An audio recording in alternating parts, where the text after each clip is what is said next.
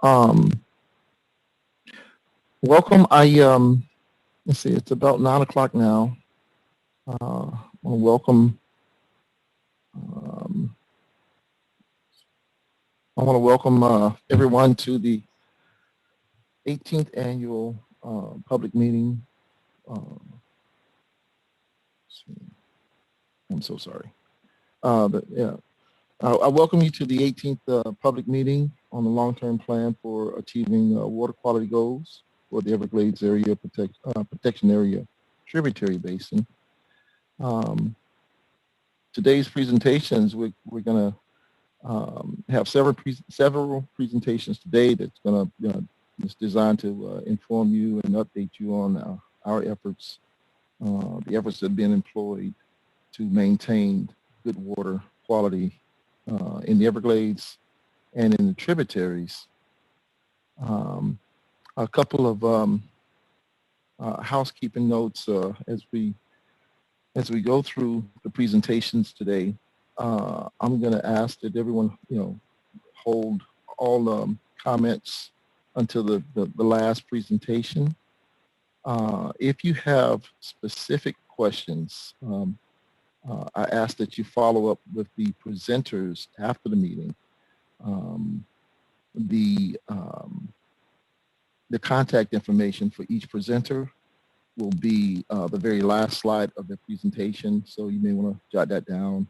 The presentations total will be available after this meeting. We'll get it up on the web so that you can access it from your various locations.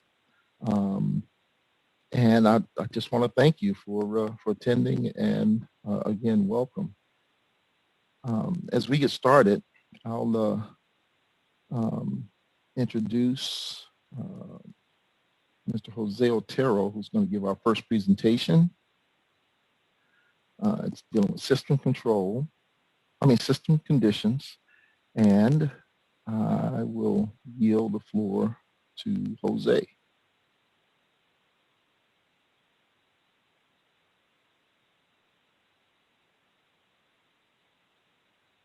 Jose, if you're talking, we can't hear you.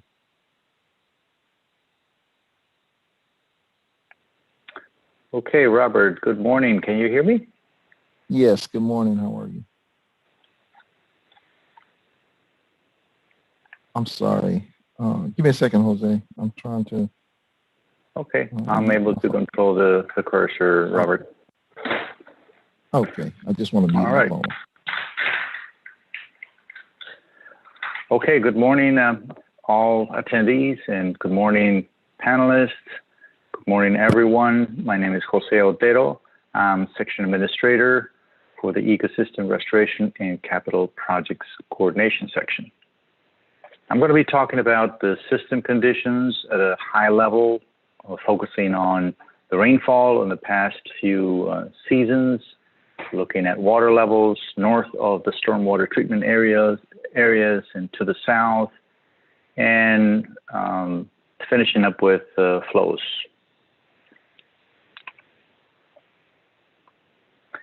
Let's take a look at the dry season, the rainfall in the dry season for water year 2020. Last year when we met, we were in the middle of this dry season, and we're just going to wrap up and finish up what transpired as far as rainfall from November of 2019 through April of 2020. These slides that are coming up, you will see a map on the left-hand side, and that represents the cumulative rainfall for many areas across the district. These are large rainfall areas that encompass multiple basins. But it's a good way to describe the pattern of rainfall across the area of interest that we're really focusing on, which is the areas to the north of the STAs or the Southern Everglades, which are, that area to the north is the Lake Okeechobee Basin, the Lower Kissimmee Basin, and the Upper Kissimmee Basin. So we're going to be focusing on those. Of course, the EAA, which is shown here as the Eastern EAA Rainfall Basin. Also the Western EAA Basin, which encompasses C139 Basin, which is also an inflow source to an SCA and to the Everglades, as well as the eastern Palm Beach County rainfall area, part of which, the C51 West Basin, is also an inflow source to the Everglades, specifically Conservation Area 1. And of course, we're going to be mentioning the areas that are the conservation areas here. In this map, Area 1 and 2 is combined, and Area 3, and then a little bit about Everglades National Park. So basically, the entire Kissimmee, Okeechobee, Everglades system is what we're going to be focusing on. So for this dry season that ended in April 2020, the area of interest to us was either normal, as in Lake Okeechobee and Lower Kissimmee, or drier than normal. And by normal, we mean these ranges. And let me go just briefly through these categories that you see here. The green is going to indicate a normal range of rainfall between about 90% of average to about 120% of average. Anything that's different shades of blue is higher than normal. The lavender is extremely wet. And then shades of the yellow and orange and red are different levels of drier than normal conditions. And that's the same scale that's used in all of these maps that you'll see. So again, you see a pattern of maybe a little drier than normal for that dry season. But in that dry season, there were months that were extremes, as in December of 2019. December 2019 presented more than twice the average rainfall for the Okeechobee and Lower Kissimmee areas, and about 1.5 times the rainfall in Upper Kissimmee, EAA, and conservation areas. And that is in stark contrast with another extreme that occurred later that dry season in March of 2020, where the area, as you can see, has the lowest indicator of rainfall, the extremely dry indicator of rainfall, which is anything below 30%. But in this case, in this particular month, there were areas, especially in the area of interest to us, that I mentioned before, Kissimmee, Okeechobee, and Everglades, that were as low as 5% of average. So certainly some extremes were experienced in that dry season of water year 2020.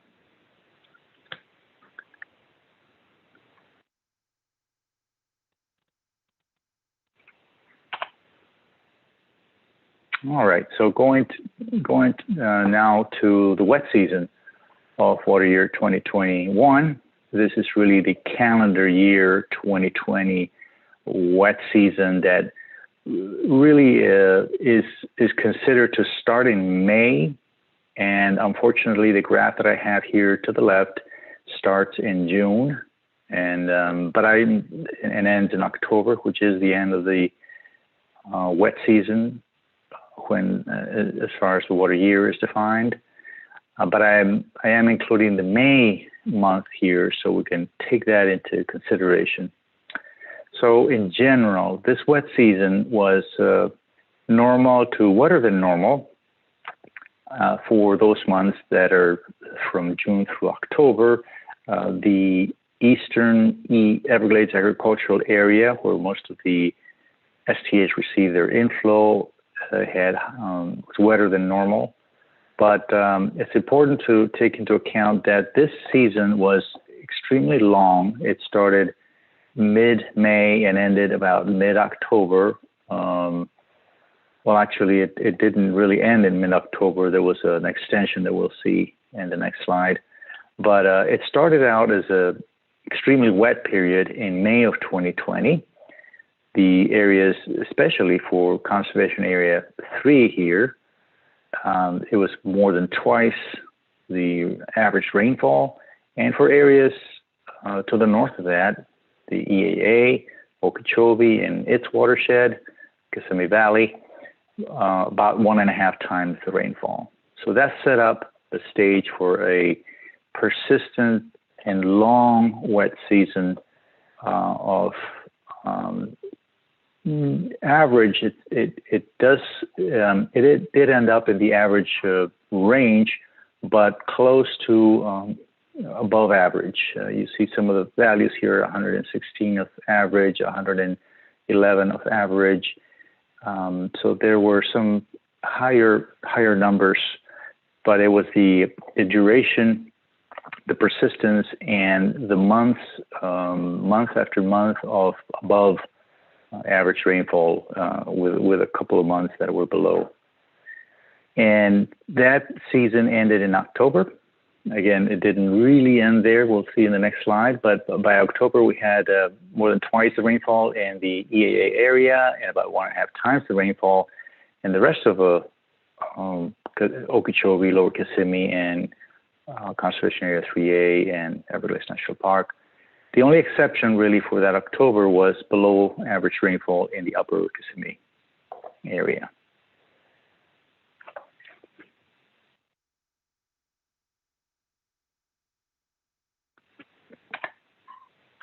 Sorry for that delay.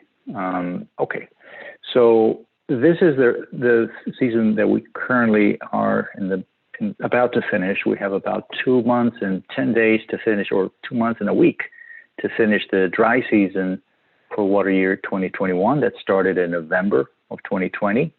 This has proven to be a higher than normal rainfall season, and especially for Conservation Area 3, you can see the dark blue here, twice the amount of average rainfall in this wet season. And especially November. November had the influence of storms from Tropical Storm Eta that arrived, especially and impacted the central portion of the Southern Everglades, or Broward County, especially Conservation Area 3A. And excuse me a second, because I do have some numbers. The amount, you can really see the numbers are very small, but the amount of rainfall that was received in November by the Conservation Area 3 was 5 times the normal, which was nearly 11 inches of rainfall. And so that really created sort of an extension to the wet season, and we'll see that in some of the water level graphs that we'll be reviewing. The western EAA area that really encompasses the C139 basin received about 7 times the average rainfall. So all of this area in the EAA and to the south was extremely wet, and also the areas to the north more than twice the rainfall for the Okeechobee and Lower Kissimmee area, and also significant rainfall upstream of that. In January also was another extreme where basically rainfall stopped, and we had very low percentages of rainfall. I don't think this number is correct, the 5%. I think it's more like maybe less than 20% of rainfall, but still 20% of rainfall is in some of the areas that we're focusing on is a very small amount of rain.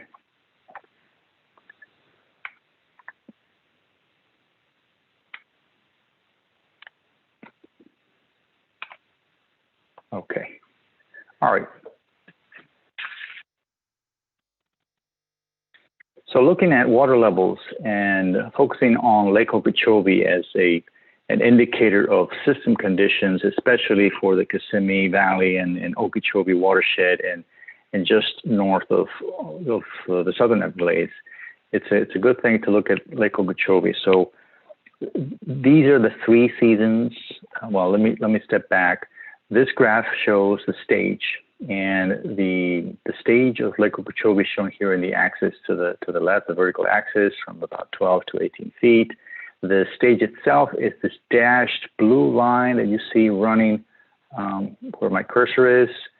And these lines, the red dashed line and the solid dashed line, represent different, and the lines in between, the straight lines in between, represent different zones that are guidelines for managing outflows or regulatory releases from Lake Okeechobee that the Corps uses as guidelines on trying to manage the stage. The stage is primarily driven by rainfall and inflows from the watershed, and to the extent that it is possible, these guidelines allow to manage the stage to the best of the Corps' ability. So we started, and this graph is divided into the 3 seasons that we just went through. So the dry season from November through April, you see this section here cut off around the end of April, and then May through October for the wet season, and then November to the present. So these dates are fairly up to date. There'll be an update to that I'll mention. So initially, through the dry season, there was about a 3.5 foot drop in stages. You can see here a little bit the effect of twice the average rainfall in Lake Okeechobee and the Lower Kissimmee. As the stage was receding, there was actually an increase during this dry season, but then it basically receded. And now in about March, that very extreme dry period of March of 2020, you can see the straight recession there, basically very, very little or no inflow and some outflow, plus the evaporation. So that's a pretty straight recession. And that set up a stage for approaching this number of 11 feet NGVD as the stage of the lake, which created an anticipation and initial discussion about preparations for drought. But as soon as the 11-foot stage was achieved, and about mid-May, and you can see here, this is the start of May, and about mid-May, as we saw before, May of 2020 was extremely wet. And you can see the effect of that as the rainfall and the inflow from the watershed comes into the lake. You can see the effect of May with this sudden increase in stages, and that's really due to the May rainfall. Now, as I mentioned before, pretty much every month was either normal or above normal rainfall, with maybe 1 or 2 exceptions. But it was a steady rise. It was a steady rise through the wet season. There's a little bit of a bump here in October. And then when it seemed like the rainfall season was over and the lake started to recede, we entered the dry season. And that's when Tropical Storm Eta came in and other factors as well. And there was a second rise to Lake Okeechobee. So that increased its stage to the peak of these 3 seasons, 16.45 feet NGVD. So that produces a rise from the lowest stage at the end of this dry season recession and early wet season still receding to 16.45, about 5.5 feet, a 5.5 foot rise. That is not unusual, or that's not extremely unusual for Lake Okeechobee. Lake Okeechobee experiences 6-foot rises approximately every 7 years or so on average. What is different about this one is that although this was one of the most active hurricane seasons with, I think, 30 or 31 active storms, there were very few that directly impacted the district or this area, but it was the persistent rainfall and the length of the season that produces very high rise of lake stages.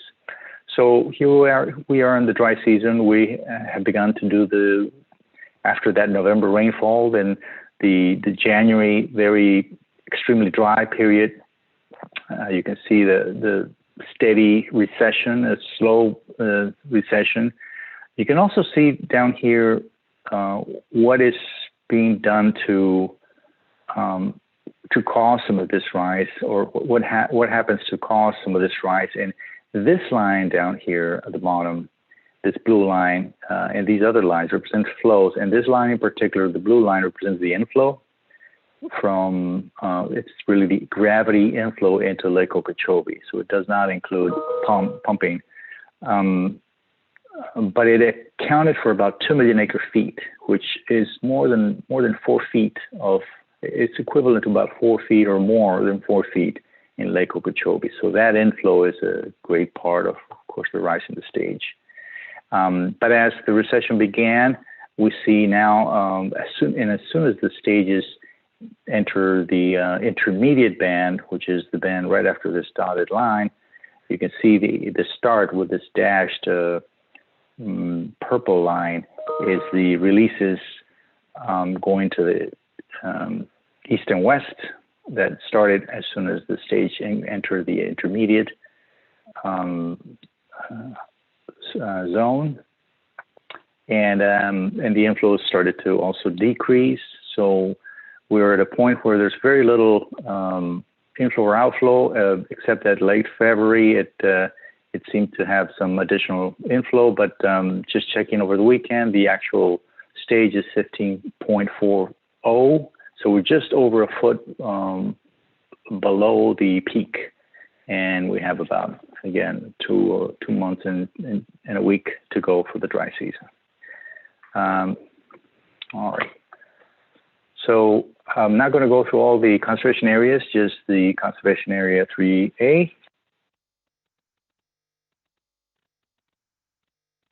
This is a good indicator of really what's happening south of the Everglades agricultural area and the stormwater treatment areas.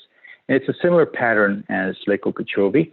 There was a recession through the dry season. And again, these lines, the solid red line and the purple and the dashed dotted line, represent what used to be the ERTP schedule for the guidelines to make releases from Conservation Area 3A that was in effect at the time. And so the stage was really below that. So there were really no regulatory releases throughout the dry season. So this recession was a normal recession, mostly evaporation and lack of inflow. But then, as we saw with Lake Okeechobee, the May rains came in, and that immediately produced increase in stages into what was the zone E1 at the time and above the regulation zone. So that produces the start of what you can see here with the red trace is the flow through the S12s, all of the S12s added together, and the blue is the flow through the S333. Later we'll see some flow actually from 333 north, the new structure. So that increase was definitely due to the May rain, and you see some ups and downs. But then you see again the November, and we talked about 500% of rainfall, of average rainfall that Conservation Area 3 received. And so 3A, by 3 I mean both 3A and 3B as far as the rainfall, but 3A can be assumed to have received an amount similar to that, 5 times the normal or the average. So that produced this peak, which extended way beyond the extreme high water line. By September 1st of 2020, the Corps had moved from an ERTP schedule to the combined operation plan. So this is a new schedule. This is why there's a break here. And this line here allows the Corps to do a thorough review of the Central and South Florida system conditions to try to find ways to address stages when they rise higher than the extreme high water line. So that was a peak there. So this rise really is about 4.5 foot of rise since the lowest stage at the end of the dry season to this November peak of 2020, this tropical storm Eta, we can call it peak. So 4.5 foot of rise. And but after that, basically, it's been a recession. As you can see, the higher the stage, since all the S12 gates were open, the higher the flow, because as the stage of Conservation Area 3A is higher, it is able to produce higher flows. The gates are completely open, but the flow rate, the amount of water leaving, is a function of how high the water is relative to the Everglades National Park water levels. but the gates in all of these cases were open. The peak flow rate here was about 7,300 cubic feet per second, which is close to what's been experienced as a maximum. I think the maximum is in the order of 7,500, if I remember correctly. So that's been a steady and quick decline. I think currently we are at 10.26, about to cross the regulatory, the schedule zone A schedule line, which is really where we all want this to be. Already areas to the north in the conservation areas are looking for some water because it's drying up. So this area is large, some areas are wet, some areas are dry. So that's been the pattern basically for conservation area 3A, pretty much a wild ride.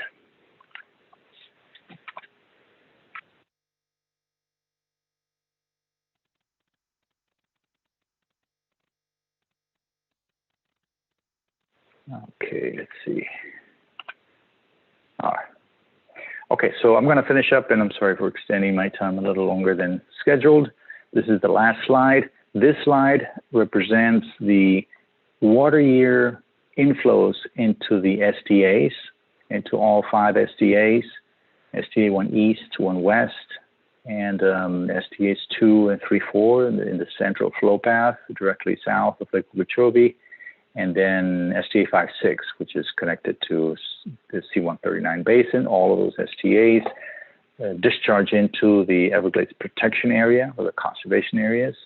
So this has been the historical record since 1995. The blue indicates the total inflows to the SDAs, and the yellow is the portion that is the portion of that total that came from Lake Okeechobee. It could be in the form of regulatory releases. It could be in the form of releases that were requested because of hydration, which is a very small amount, but mostly it's really regulatory releases. The pattern has, of course, as the capacity of the SDAs was realized, you see higher inflows here, but this current water year 2021, which is indicated here as P for partial because it's only going through, we have 2 more months to go, is already the second highest on record. And there could be some more flow the last 2 months, but it already is a very high, second only to 2018 water year that had Hurricane Irma. And at the same time, it has a relatively, compared to the recent years, relatively small amount of Lake Okeechobee inflow. And I think through the previous slides, you can see how the stages south in the conservation areas, especially Area 3A, were not really conducive to sending water to that area and making matters worse. At the same time, there were conditions already in the STAs themselves that did not allow for much capacity to receive additional water. As we mentioned, the STA 1 East structure, I'm not sure if I mentioned, but the STA 1 East structure received record wet season inflows of 233,000 acre feet, the highest on record. And each month, July, August, September, and October, was a record inflow for STA 1 East. The high flows, not record flows, but very high flows were experienced throughout the STAs. So those conditions in the STAs, as well as south of in the protection area, in the Everglades protection area,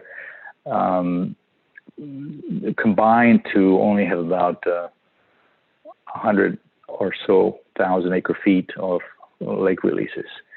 So the capacity was basically already taken up, but by all the amount of rainfall in the area and not much capacity to receive to the south. That is compared to the previous year that we just also summarized, water year 2020.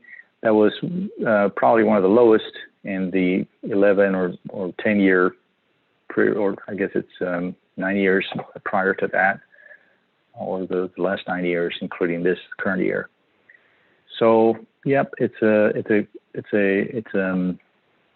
year-to-year change and sometimes a month-to-month response to the system to these conditions and primarily rainfall. So I hope this gives an overall view of the system conditions that were experienced. And that's all I have. Thank you very much.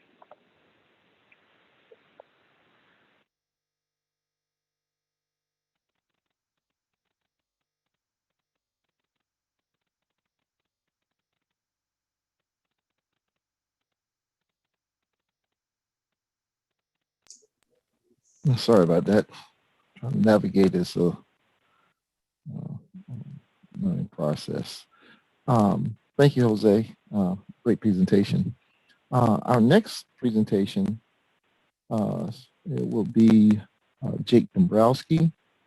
He's going to talk to us about the STAs and their production. So I just need to back up here.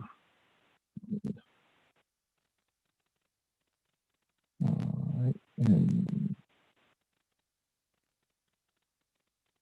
okay. And Jake, I think you can probably backspace one to go to the first slide. All right, looks like I got control. Yeah, there we go. All right, good morning, everybody. I'm Jake Dombrowski. I'm a wetland scientist in the Water Quality Treatment Technology section of the Applied Sciences Bureau. Today, I'll be giving the update on the performance of the Everglades STAs.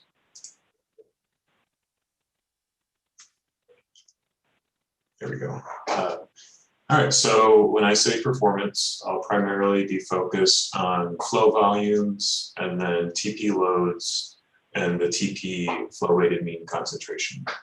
I might just shorten that to concentration at some points, but I'll always be referring to the flow weighted mean. So I'll be giving this for each of the 5 STAs. You can see them on the map here to the right in the light green. So starting with STA 1 East to the east, and then I'll be working my way west and ending with STA 5-6. So for each STA, I'll go over both yearly and monthly variation and the performance, as well as some construction and operational restrictions. So starting with STA 1 East, a lot of these slides are going to look pretty similar, so I'm just going to spend an extra minute here trying to orient everyone. So this graph on the top has the TP concentrations as the bars. And so the red bars will always be the inflow for that particular parameter. And then the blue bars will be the outflow. And for these graphs, the dots represent the % reduction of the TP. So how much TP is reduced from inflow to outflow. And for each STA, I'm going to focus just on 3 years. So the current water year 2021. So this is going to be a partial year with data going from May 1st to December 31st, 2020. And then the prior 2 water years. So water year 2019 and water year 2020. And since this data is presented yearly and water year 2019 and 2020 have been presented before, I'm primarily going to focus on the current water year. So as you can see on this graph, overall the inflow concentrations this water year are somewhere in the middle between the prior years, so higher than water year 2020, but less than water year 2019. But the outflow concentration, the blue bar here, does show that the outflow concentrations have been higher this water year so far. And then moving to the table at the bottom here, it shows some of the same parameters, but also includes a few others. So these first 2 lines are the total inflows, as well as the lake releases received by the STAs. So both of these are represented in the thousands of acre feet. And following that is the TP concentrations, and then the TP loads and reductions. So for this water year, we have had a lot of inflow, as we've heard from Jose. It's much wetter than the prior 2 years. And as we've received these higher inflows, we've also received higher TP loads as well. So this fourth line down here, the inflow and the outflow loads are much higher than they had been the prior years. Moving on to monthly variation. So the graph on the left here shows the monthly TP load with red still showing inflows and blues showing the outflows. And then the graph on the right is the monthly TP concentrations. So the things I'll highlight here, so far water year 2021, we've had higher TP loads and higher TP concentrations come into STA1 East. You can see this rising trend up until November on the left. And then for the concentrations as well, starting August, September, the concentrations have started to go up as well. Prior to this water year, the outflow concentrations, so this blue line, have been relatively low or relatively stable in the 15 to 25 part per billion range for 1 East. But starting in about September 2020, these started to rise, reaching into the 50 to 75 part per billion range.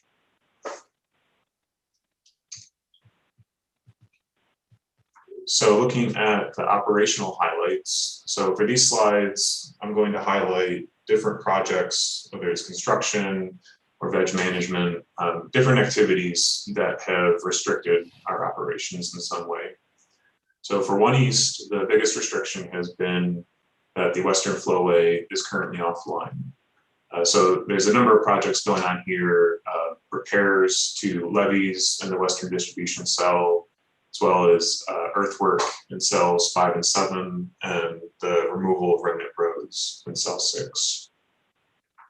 Apart from the Western Flowway being offline, the other flowways have been restricted as well for things like repairs to the Eastern Distribution Cell, various vegetation management activities, and nesting of blackneck stilts in 4 of the cells.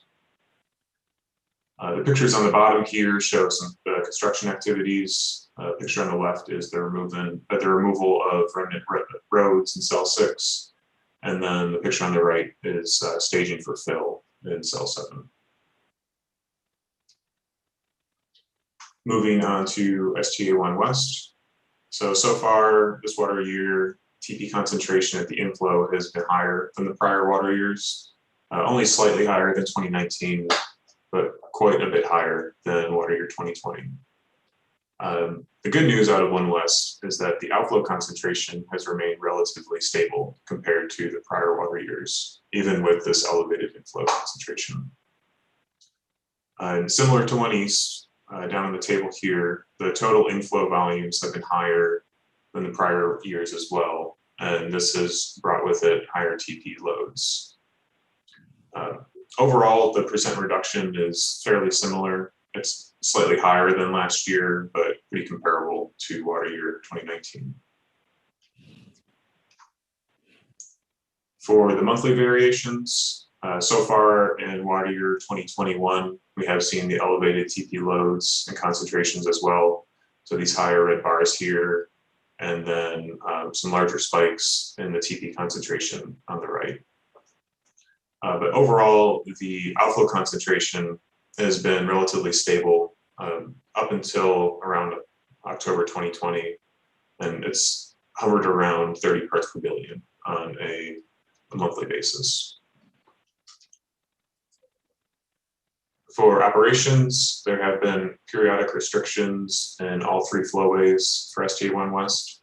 So these restrictions were primarily related to construction activities for the STA1 West expansion number 1.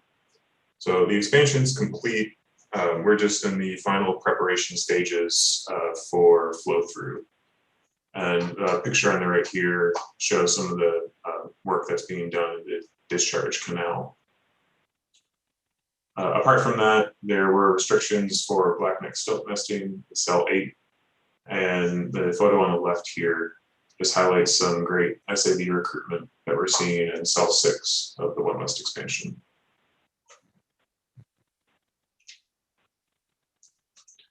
For STA2, similar trend. We have higher inflow concentrations, albeit not quite as high when compared to prior water years. But the outflow concentrations have remained relatively stable and fairly low compared to the prior years. We have seen elevated inflow volumes, so quite a bit higher than 2020, but pretty similar to 2019. And with those elevated volumes, we've had higher TP loads as well. But overall, the percent reduction is pretty similar to prior years. Looking at the monthly trends, we have had the elevated inflow TP loads in STA2 and slightly elevated TP concentrations. But the outflow concentration here has been very stable since about March 2019. It's been in the 15 to 20 part per billion range.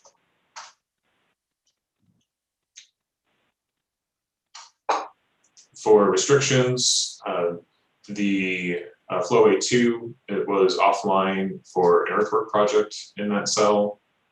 And all flowways have had some form of vegetation management activities throughout the year. And for this year, at least, there was no reported nesting of the monitored bird species in STA2. So these pictures, the picture on the left highlights excellent SAB coverage in cell 6. You can see these lighter green color in the water column. So that's beneath the cattail scans that we see here. And then the photo on the right is plantings that have been done by our vegetation management folks. You can see these kind of crisscross patterns of emergent veg that's been put in. And I'm just highlighting it here. I think we'll hear more about that from Eric later on. Moving to STA34. Overall, the TP concentrations at the inflow are slightly higher this year, a little bit higher than water year 2020, but pretty comparable to water year 2019.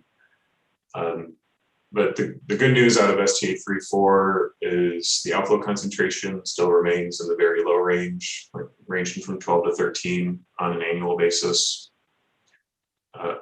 The inflow volumes for 3.4 are actually somewhere in the middle, so higher than water year 2020, but not quite as high as 2019. And the loads coming in follow a similar trend. And then overall, the percent reduction of TP is up this year for STA34.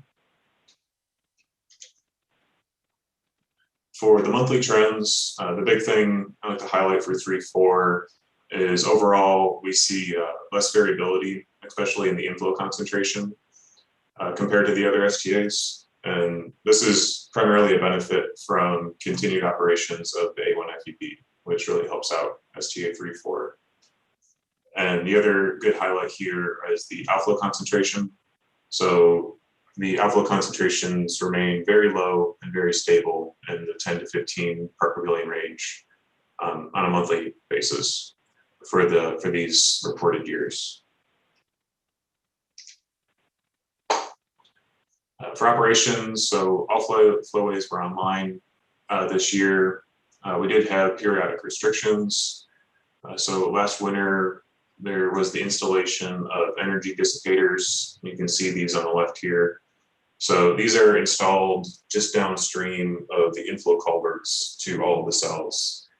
They're essentially just large piles of rock that help to distribute flows so they're not blasting through the vegetation. Apart from the installation of these dissipators, we did have numerous vegetation management activities, but no reported nesting for 3.4 this year.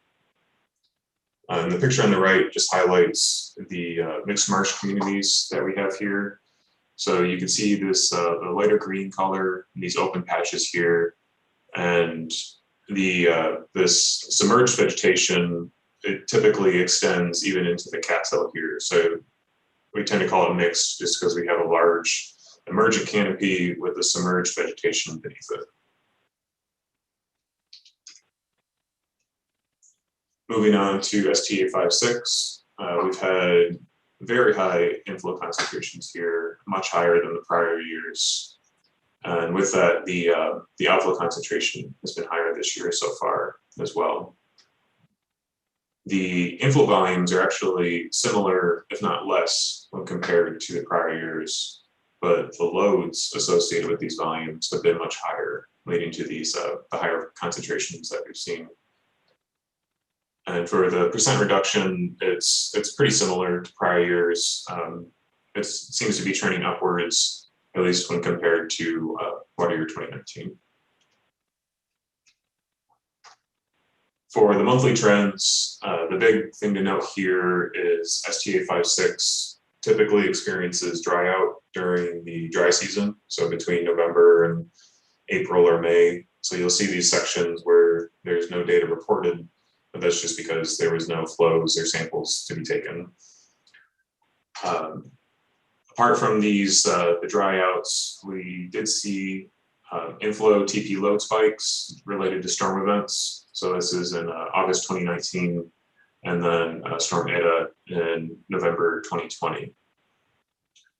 The other notable mention here is following the dry out period, so following this period of no data, we do have these elevated concentrations both at the inflow and the outflow while the STA is rehydrated. So for operations, all flowways were online in 5/6 this year. We did have a few restrictions, primarily for the earthwork project in flowways 2 and 3. So this project was completed last year, but because the cells were offline for such a long time, we're still working on rehabilitating the vegetation there before flow through resumes. And then we also had nesting in 4 of the cells of blackneck stilts. The photo on the left just highlights the earthwork project in cell 2, and the photo on the right is some excellent SAV coverage in cell 1B. So this is my final slide. It's a bit of a summary. So 3 graphs on top compare the STAs between each other for each of the water years that I've shown today. And a lot of the trends I've kind of pointed out as we moved along. So we've seen typically higher inflow concentrations for all the STAs, with the exception of STA 3-4, and pretty similar trend for the outflow concentrations. Most of the STAs have had higher concentrations at the outflow as well, again, with the exception of STA 3-4. The bottom table shows the same parameters of the previous slides. And as you can see, the total inflow volume is higher this water year, even though it is only a partial water year. And it shows the higher concentrations as well. And so far we've had much higher TP loads at the inflow and the outflow. And that is all I've got today. Thank you for your time. And I think I'll pass it back to Robert. Thanks so much, Jake. Great presentation. The next presentation that we'll have is going to expand on some of the things that Jake was speaking of in terms of vegetation. It's Eric Crawford. Let's see. Mr. Crawford, you have the remote. And take it away. All right, good morning. I'm Eric Crawford. I'm in the Land Resources Group, and I'll be talking about the vegetation management and enhancement of the SDAs. So the job of veg management is to maintain and improve the vegetation communities that drive the phosphorus uptake processes. We try to enhance the vegetation communities by maintaining proper species mixes.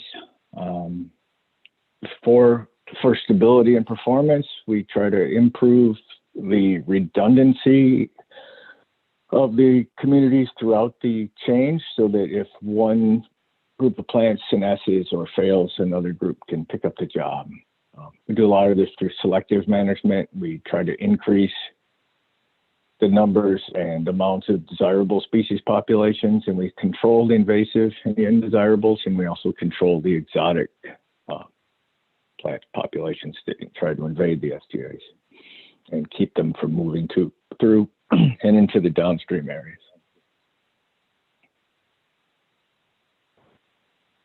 So for invasive species control, we do some herbicide spraying. We do treat the invasives, but that's not the only thing that's done. We also displace areas that want to be covered with invasives by establishing dense native populations and trying to just take up the space.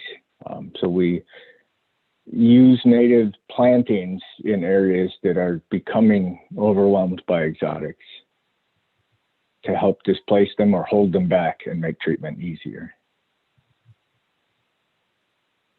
So I'm going to talk about different types of vegetation, and I use a lot of little abbreviations. So we have emergent aquatic vegetation. That's mostly what you can see, things that are standing up above the water surface. And submerged aquatic vegetation, which are the plants below the water surface. I'll also mention sometimes FAV, which is floating aquatic vegetation.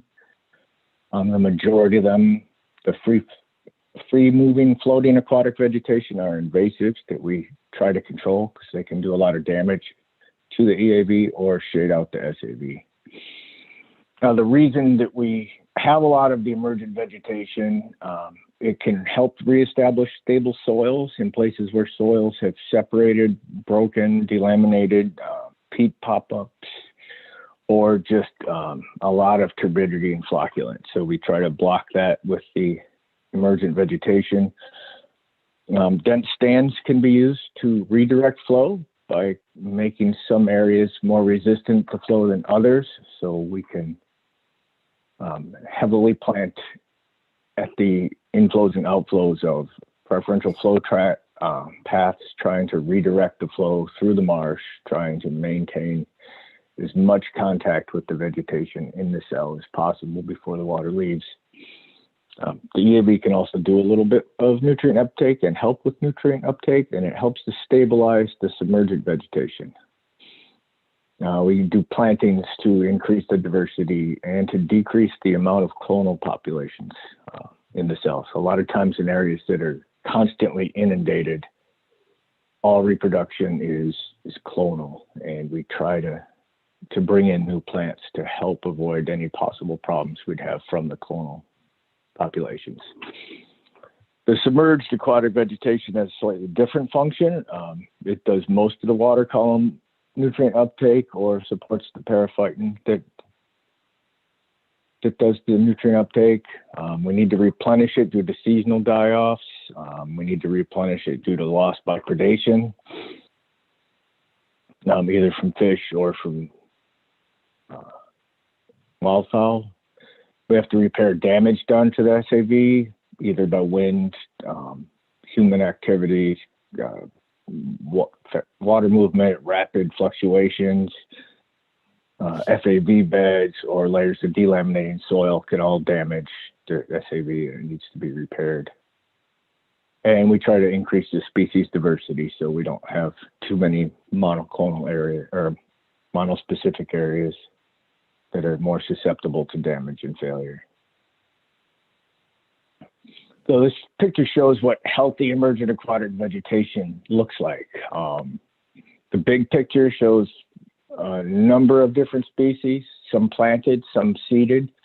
So the cattail is natural recruitment.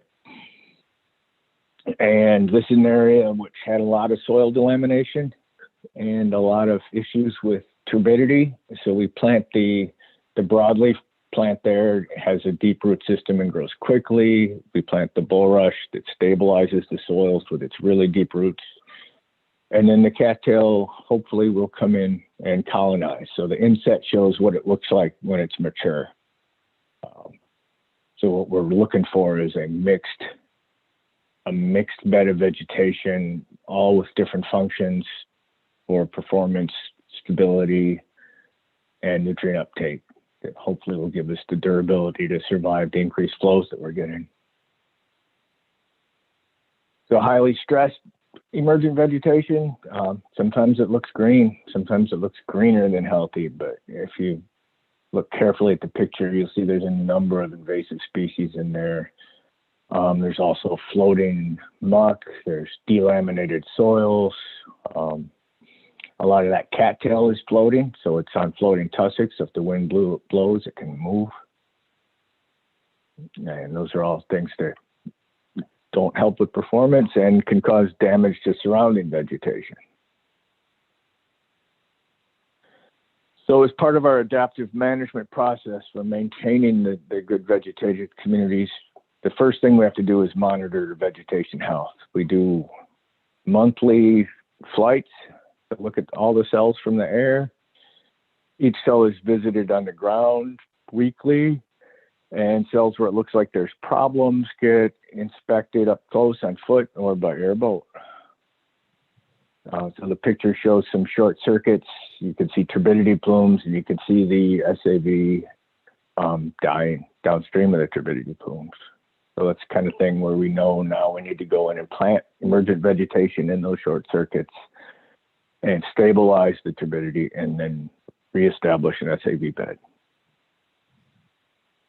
As part of the process, we have to coordinate with the water managers. We try to help or suggest places where the water can be distributed. They'll let us know how much water is coming and how it's got to move, and we'll tell them the cells or the structures that are weak or strong. And hopefully we can balance things out so that we're putting the water where the veg is healthiest and can treat it the best, and not putting it where there's damage that needs to be repaired. We do try to proactively manage the vegetation. We try to get in before damage is done, or to help areas that before they've gone bad. In this picture, you can see cell 3 of SK2 that Jake talked about a little bit, some of the new veg strips. You can see the new SAV communities. You can see some areas are not as dense as others. There's places where the SAV is not coming in as well as others, and we go in there and try to balance that out. And we also have to maintain control over the undesirable species that come in through the flows and they grow on site. And then in areas that have failed or have had issues or are new, we have to repair and restore the population. So that picture shows Sta West Cell 1A. We had a lot of soil delamination. The cattails floated. The floating islands of cattails moved and killed other islands of cattail. We had a couple hundred acres of floating islands in there. So this picture shows after we've sunk those islands and broken up the soil and then planted in initial plantings to help stabilize the soil before we can really thicken it up. So rehabilitation of emergent plants. This is a similar area to the last picture. The photo on top is something we don't want to see. That's showing floating tussocks, floating aquatic vegetation, invasive species, and everything in that picture is mobile. So the wind and the currents can move that around. The lower picture shows the area after the soils have been sunk and broken up and stabilized. Water levels have been dropped and the crews are in, and we're planting in the most sensitive areas first.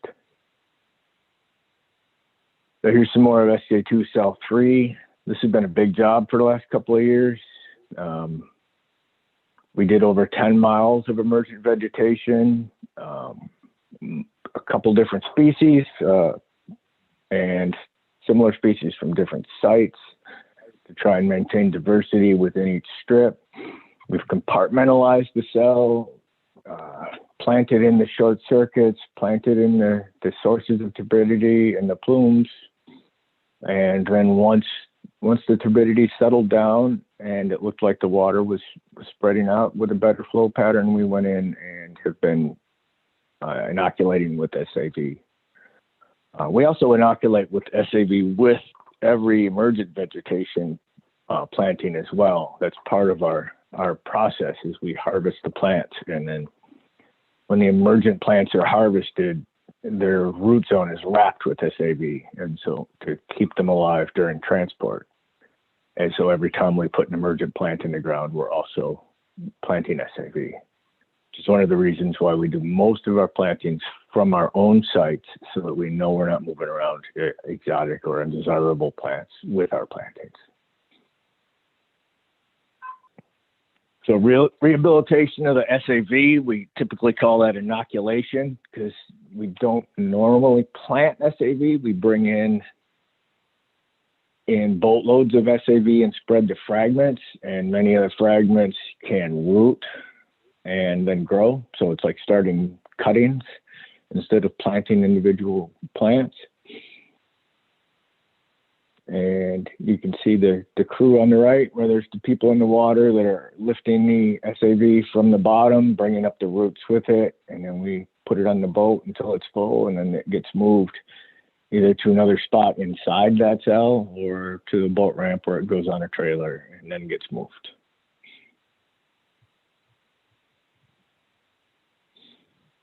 So managing the submerged aquatic vegetation in the operations, we've learned that the SAV areas need to be compartmentalized. Large areas are susceptible to wind and current damage. They also seem to not recover as quickly after seasonal or damage failures. The smaller ones seem to resist short circuiting better, are easier to repair, and they seem to better resist colonization by the exotics. We don't see near as many exotics in the smaller compartments as we do in the large ones. That could be due to increased performance over time, where they can just outcompete at the low nutrient levels, or some other factor that we haven't figured out yet. The emergent aquatic vegetation within the submerged regions provides structure and protection. It also provides a little bit of litter to assist with nutrient uptake and anchoring for the SAV. It can help anchor them in a loose soil, and it helps to stabilize the soil. We've also noticed that after an SAV decline, recovery tends to happen first at the bases of the emergent vegetation and then spread out from there. So we have sporadic little pockets of emergent vegetation spread throughout the SAV compartments to assist with recoveries. So floating aquatic vegetation control, this has been just a crazy year for floating aquatic vegetation.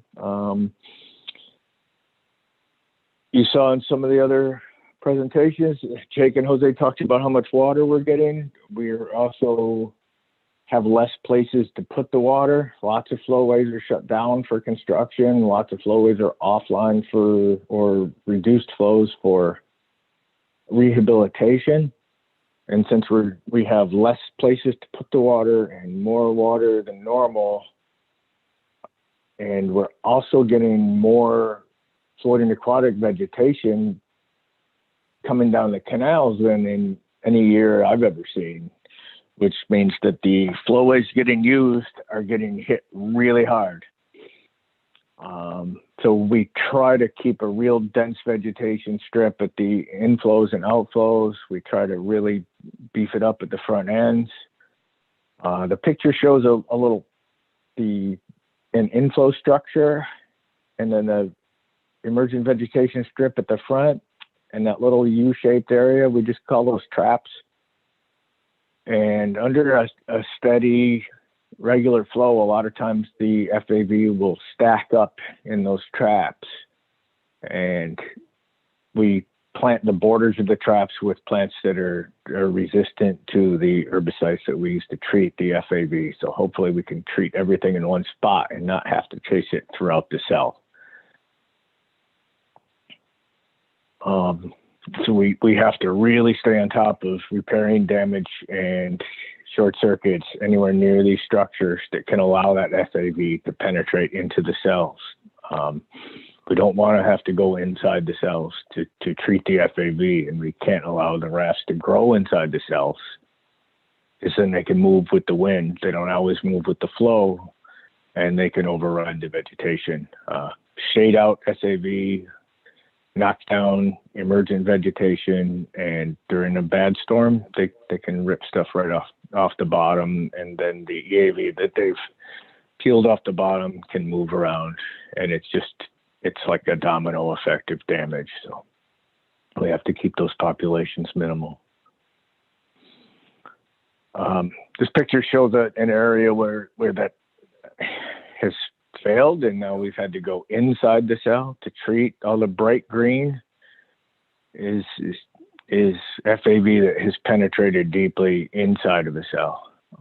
So now that has to get treated inside the cell, and then we'll try to block off the source of that FAV and keep it from getting in. So on top of just working with the current vegetation, we've been working with the engineering and construction group, trying to help with repairs and some of the new construction projects going on. So in 1 East, cells 5 and 7, they've been working to fill and regrade the cell. We've been working with the construction folks to make sure that we get a good seed bed and that the timings work out, and that the sources of soil are good for the plants. In 1 East, cell 6, the internal levee roads that were left over from previous land usage have been degraded, and we filled some of the canals. Hopefully we get a better flow pattern in cell 6 for increased performance in the future. SJ2 cell 2, I think Jake mentioned the filling and grading of the northern section, some levee removal, and hopefully get a better flow pattern and better front end vegetation in that cell. In cell 3, currently there's a machine in removing portions of the remnant levee to balance flows across the cells. 1 West expansion 2, still working on design, and the A2 STA design, and then I ran out of space, but construction is busy this year. They've got a lot of stuff going on. So hopefully we're going to have more effective areas for treatment in the future. And at that, I'll finish it and give it back to Robert. Thank you. Thanks so much, Eric. That was a great presentation, vegetation. And of course, we'll see from Lucene shortly some of the things that Eric was talking about specifically with regard to the extra construction. But before we get to Lucene, I want to go to Tom James, and he's going to share with us the information and the processes that we're going through with the restoration strategies science plan. So Tom.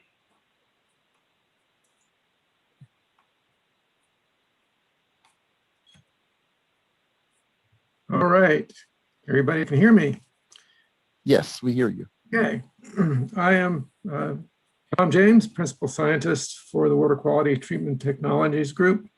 I am also the coordinator for Restoration Strategy Science Plan, and I will be giving an update on that plan today.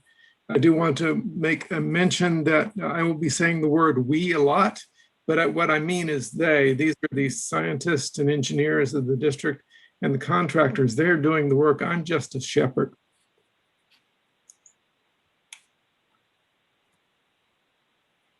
So the science plan, and I apologize. These are a couple slides that are similar to previous long-term plan presentations, but to orient everybody and put everybody in the same framework. Just wanted to give you some background. The science plan itself was developed in 2013 and updated in 2018. It is specified as part of the restoration strategies and is required by a number of STA permits and consent orders. essentially, the science plan is a framework for scientific studies to support our understanding of the STAs and their processes to evaluate key factors that affect phosphorus removal. The hope is that all of these plans together will support the design, operation, and management of STAs to achieve the water quality basin effluent limits. So the plan itself deals with 6 different areas of investigation and 6 key questions, as well as 18 sub-questions on these particular topics, which include design and operation of FEBs and STAs, the vegetation improvement, a lot of the stuff that Eric had been talking about, looking at the emergent and submergent aquatic vegetation, as well as periphyton, which I will talk about in a little bit. One of the aspects that we are looking at as well is the internal loading of phosphorus from the soils into the water column, and also all of the biogeochemical and physical mechanisms, in other words, the transformations of phosphorus throughout the STA. And finally, the role of fauna, because they can improve or they can influence the phosphorus in the water column.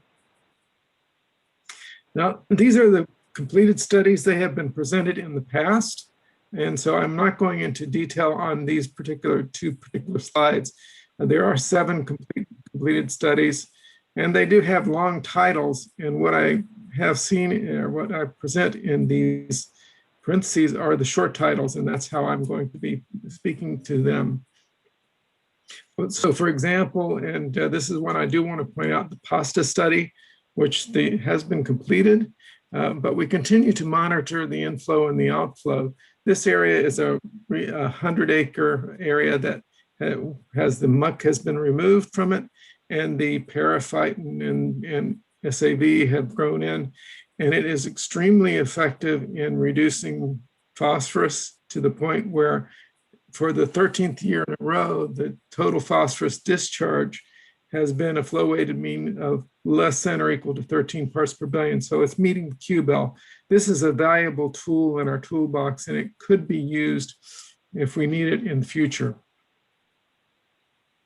2 other studies that have been presented that have been completed in the past year, or past 2 years, the PFLUX study, which was presented as a separate topic last year in the long-term plan, and also the water and P budget study. I want to mention for the PFLUX study, there were a number of sub-studies that were done that have essentially emerged into their own studies themselves, and we'll talk about some of those. And also the water and P budget study that basically has improved the accuracy of understanding the inflow and outflow of water into the STAs. And this, thus by rote, has improved our understanding of what the P budgets are so that we get a better understanding of the accuracy of phosphorus treatment within the STAs. So there's 7 current studies, and I'll come back to these. And there are 4 new studies, and I do want to talk a little bit about these. These have not provided any information as of yet. They're still working in the field and doing lots of information. The data integration analysis, again, this is part of the PFLUX study and has grown out of it, is essentially, I view this one as taking the pieces of a jigsaw puzzle and putting them together so that you eventually get a big picture of what's going on.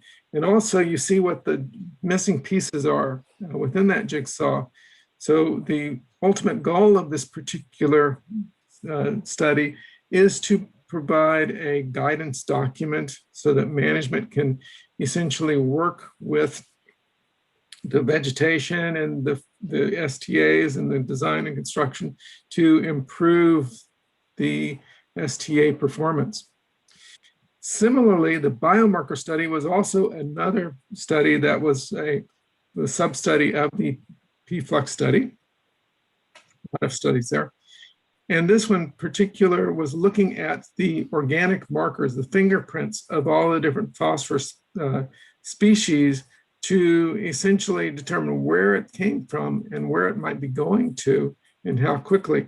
And this again will help to verify what processes are important within the STAs, as well as what things are influencing it from the outside. The P-dynamic study, though not a sub-study of the P-flux study, is an outgrowth of that study, in that the P-flux study looked at well-performing STA flowways, and the P-dynamic study is going to compare that using similar methods to the P-flux study, to the well-performing studies, to look at the underperforming flowways. And by comparison and contrasting those two, we hope to come up with some ways we can improve the underperforming flowways. And finally, we have this moral study in SAB regions of the STAs or flowways. We see areas where this calcium carbonate marl has accumulated, and this is due to photosynthesis of the SAB, and it brings along with it a lot of the phosphorus out of the water column. The problem is the marl, which comes into the sediment, is easily resuspended into the water column. And we are trying to figure out, are there ways that we can improve the consolidation of that material such that the resuspension is less and thus reduces the water column phosphorus concentration. So to get to the main studies that are going on right now, you will see slides similar to this one, the Cattail study. I'm going to be looking at objectives, results, and the status of each. So for the Cattail study, Eric had pointed out, they're a very important piece of the STAs, and they function well in fairly high nutrient-rich conditions, and they are very good at removing a lot of the organic and a lot of the particulate phosphorus. But of course, our concern is we have to put a lot of water sometimes in a lot of these STAs. So how much water these guys can tolerate, or the STA Cattail can tolerate, and for how long. And this is what the Cattail study did. We actually began in two parts. The first part was an in situ study, where we went out to essentially all different areas of a couple of different STA cells to look at with different water levels, water depths, and essentially followed the cattail over time. And through that study, we found over 2 years that given water depths of 3 feet or more, that for 100 consecutive days, that cattail density tends to decline along with below ground biomass. Along with that, the leaves of the cattail elongated so that they could reach up into the water column and reach into the air to get the sunlight they needed. So we also we took that and started a test cell study. We have a series of 15 test cells, which are half acre, and they are well proportioned so that they can hold water for long periods of time, and we can control that water level. So what we did, we planted a lot of cattail, grew up some cattail communities, and on July 1st of 2019, we created 5 different water depths to compare and contrast the effects. Those included a control 3 feet, some moderate levels, and some very deep waters from 3.4 to 4.1 feet. Now, the deep waters were compared to the controls, and again, like the in situ study, we found that it reduced the density of adult and juvenile cattail in the deep waters, and that leaf elongation was increased. However, other measurements which we were hoping to find some indication of stress, including photosynthesis, water use efficiency, and stomatoconductance, were not significantly different between the control and these deep water areas.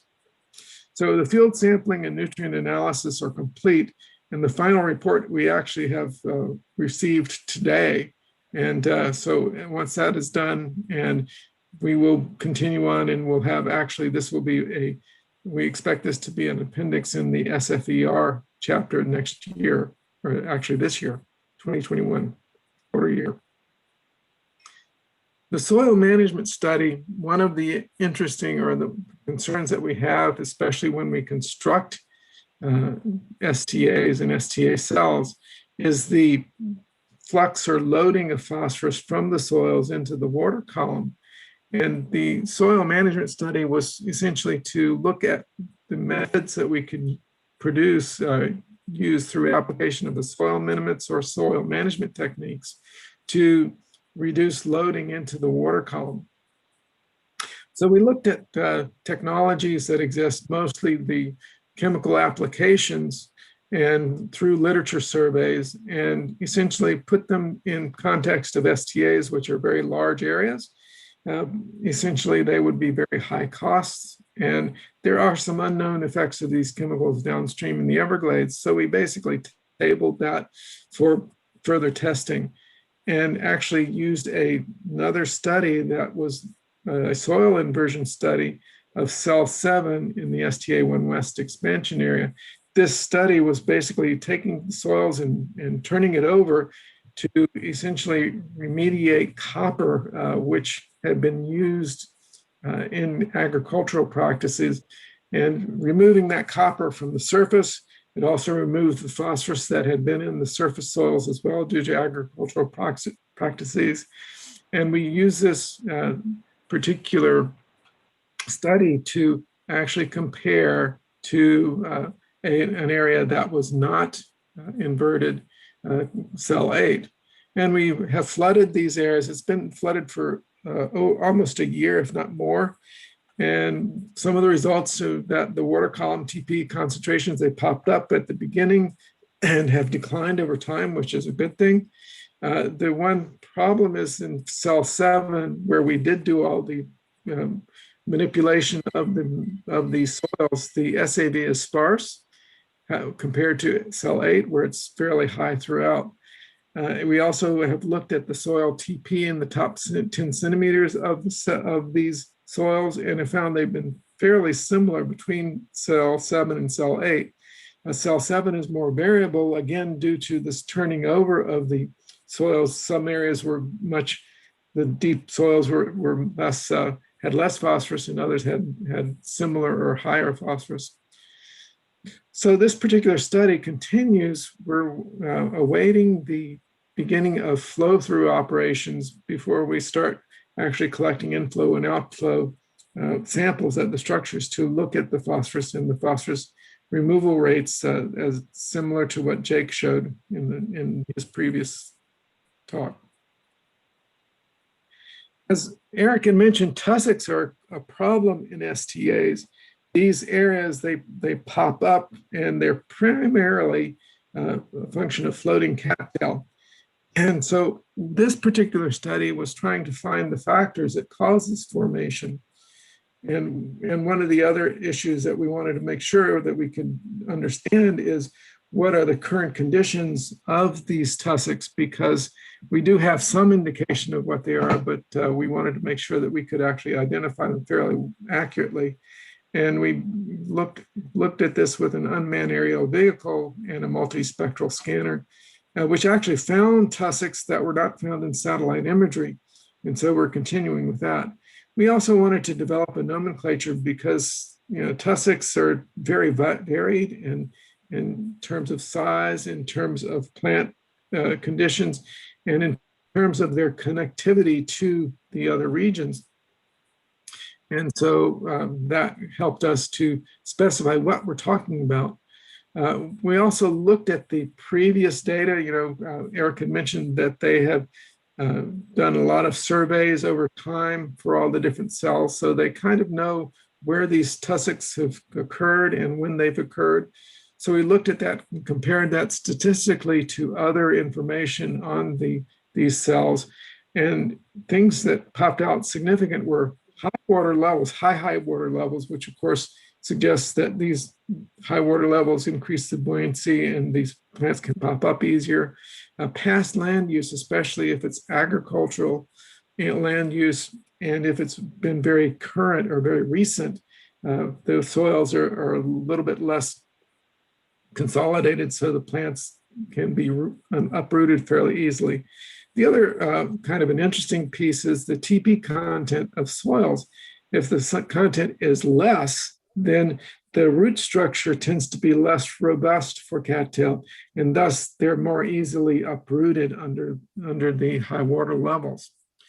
So we have a couple of things going on with the status. We're looking at improving the methods of UAV imagery, and also we're developing a buoyancy model, which will help us to help management to determine when and where water can be put into these different cells to prevent tussock formation. Another aspect that's very important, this fauna study, which also was a sub-study of the PFLEX study, was essentially to say what's the influence of fauna, specifically fish, in the inflow and the outflow concentrations from the STAs.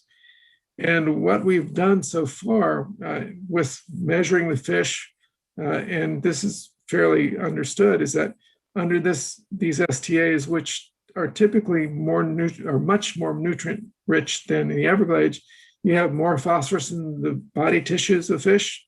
You also have a lot more biomass of the fish than in the Everglades.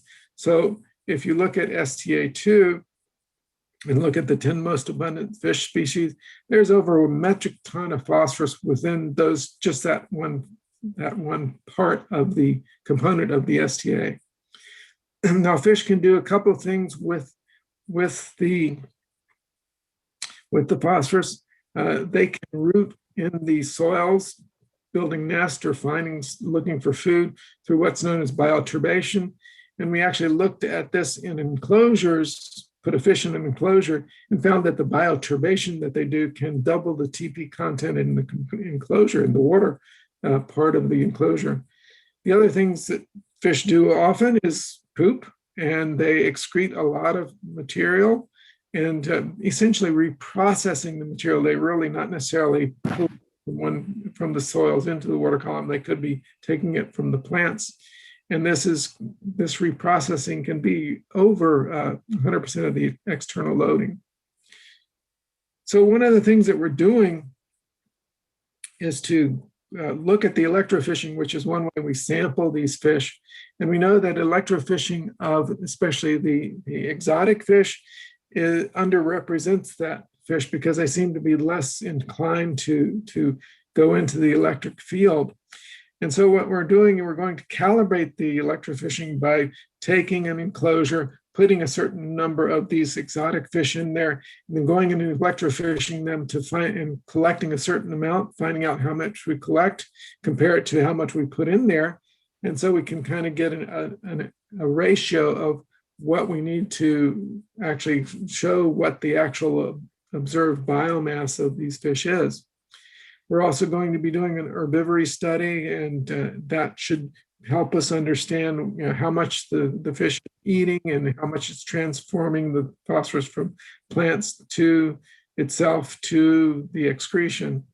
And finally, we're continuing the biomass sampling, some bioturbation experiments and excretion rates to continue to improve our estimates of these particular factors. SAB, of course, is a very important portion of the wetlands in the STAs.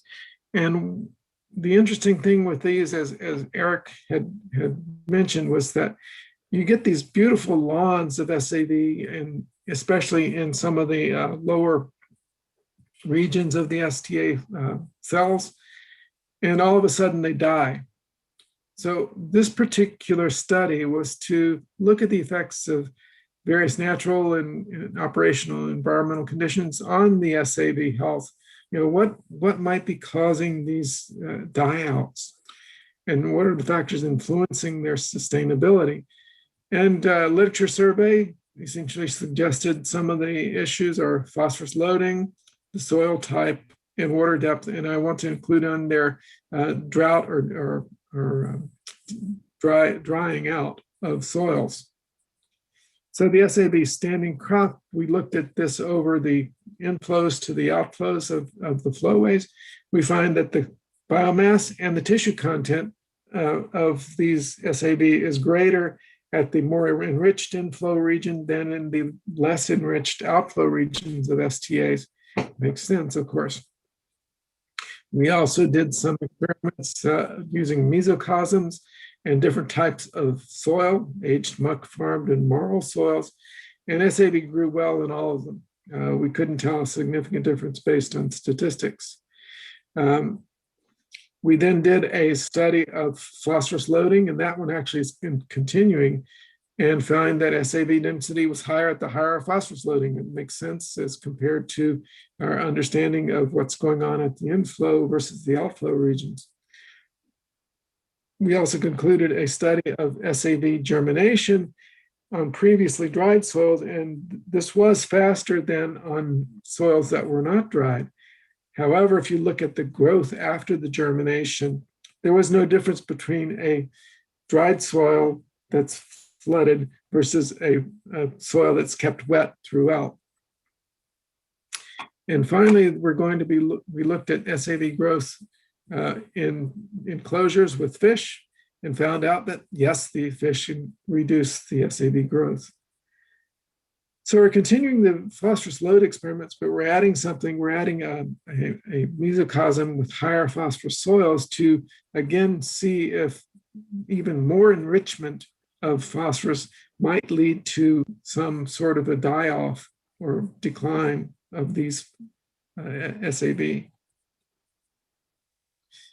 Another piece of the plant puzzle is the periphyton. These are the algae and the microbial community that are typically attached to the SAV and EAV vegetation. And they tend to be very important in transforming the phosphorus essentially from organic materials to inorganic that can be used either by the plants or by the algae, again, to form more plant, more algae, or in hopes to create a particulate form that settles out into the soils. But we don't have a very good understanding of what these processes are, how fast they are, and what direction they're going.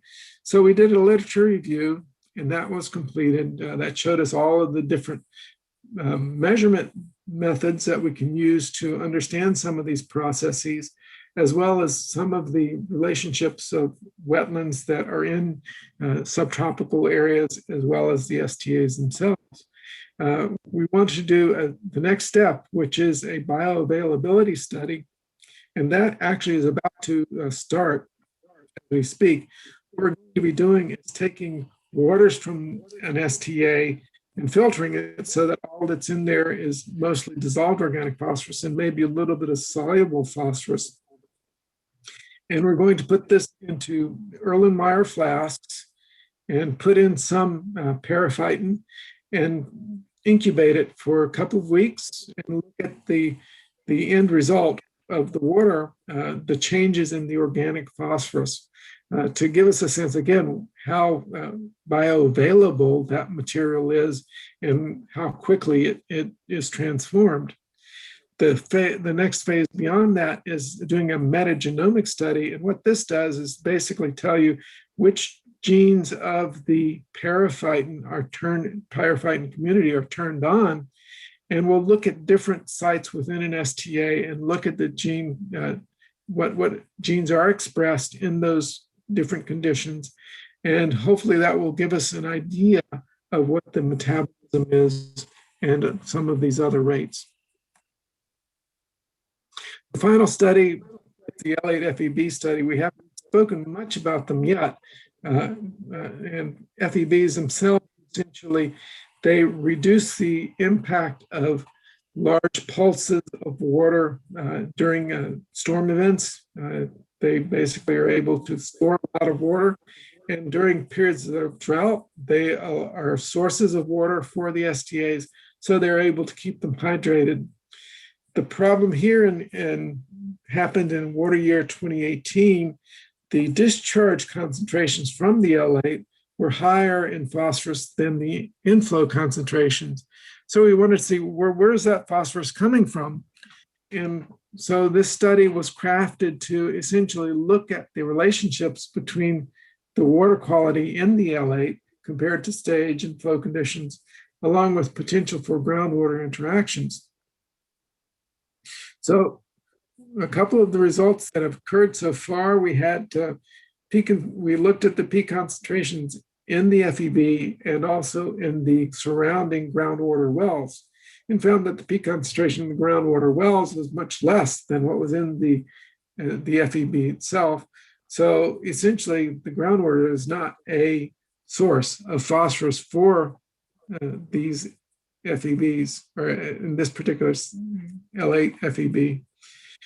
However, we looked at some large inflows that do occur at this L8 FEB, and we find that it contributes significant loads of nutrients as well as suspended materials.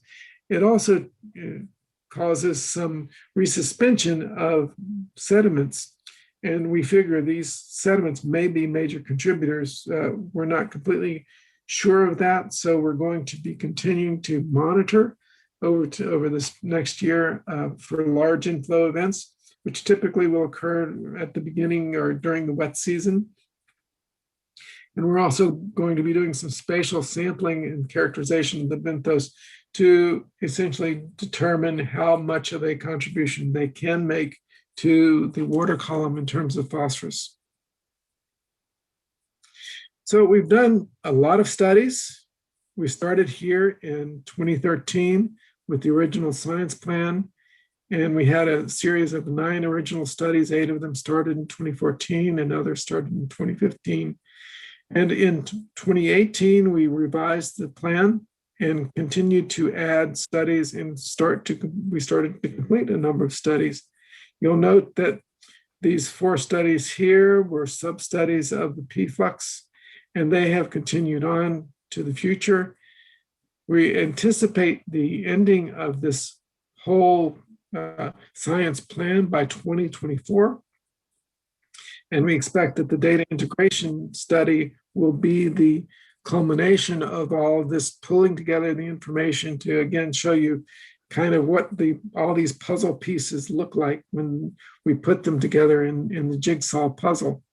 Now, I do have more information on these studies. We actually have a web page, and on this web page are summaries of these studies, as well as a lot of the detailed information if you care to look at it, and also publications that have come from these studies that are out in the peer-reviewed literature, as well as some important reports that are included. So with that, I thank you. And how do I turn this back over to you? I'll take it. Okay. I'll take it. Thank you very much. So much. That was a great presentation. As you guys can tell, we have a lot of activity that's going on in these STAs. And yes, you're right. It's very it's a challenge to keep things going, but we seem to be doing it, and we'll continue. The next presentation that we'll hear is from Lucine Dadrian. I am passing the remote to you now, Lucine. Okay, thank you. Okay, you should have it. Lucine Dadrian. Good morning. Thank you for the opportunity to present the great work that staff has been doing in regards to the design and construction of the projects required for restoration strategies. My name is Lucine Dadrian. I am the Project Management Section Administrator in the Engineering Construction Bureau, which is in the Ecosystem Restoration and Capital Projects Division. So this is a map that is common to all projects in the Restoration Strategies Plan. It includes 3 different flowways to build new projects and improve existing projects as well. So it's broken down into the eastern, central, and western flow paths. It shows you our existing STAs, approximately 57,000 acres, new STA construction around 6,200 acres, STA repairs around 2,152 acres, and new FEBs on the order of 116,000 acre feet. So this slide is a snapshot in time of our current project status. And on the left, we show completed construction as part of restoration strategies. Components STA2 compartment B and STA56 compartment C were completed back in 2014. So that was all part of the plan in regards to meeting the QBEL. In addition, these other projects are in order, approximate order of when they were completed in construction, which includes modifications to S5AS, which is S5A South structure, the L8 FEB, L8 flow equalization basin, the A1 flow equalization basin, the divide structure in the L8 canal, the expansion of S375, and earthwork in STA56, as well as recently completed 1 West expansion number 1. In addition, I've separated out the segments from the Bowles Canal G341 improvements. Segments 1 through 3 are complete. So what we have ongoing and what I'll be presenting are the 1 East repairs, expansion number 2 project for 1 West, the segments 4 and 5 of the G341 Bowles conveyance improvements, and C139 FEB. So most of this is in construction, with the last piece of segment 5 of the Bowles project in design. In addition, I'll also will be presenting some STA refurbishment projects that we have ongoing, and that will be at the end of the presentation. So the first project that's in construction still is 1 East Repairs and Modifications project. This project raises and regrades approximately 990 acres in cell 5 and cell 7. And this is to help achieve sustainable emergent aquatic vegetation. This project was originally designed and constructed by the Corps and was transferred to the district back in 2005. Cells 5 and 7 experienced performance issues related to excessive water depths due to its proximity to Water Conservation Area 1. And this project requires complete regrading of cells 5 and 7 by December 2022. So the purpose of the project is to raise the elevation in both cells 5 and 7 to 11.75 and regrade both sites so that they are level and redistribute existing material that are in these cells. In addition, we are importing fill from Palm Beach Aggregates. So that contract was awarded back in February 2020 for an approximate amount of 10 million. And that gave us the jump start on hauling material to cell 7. And then subsequent to that, we awarded at April 2020 governing board for around 13 million to Thale Construction Company to do the regrading of the work for these cells.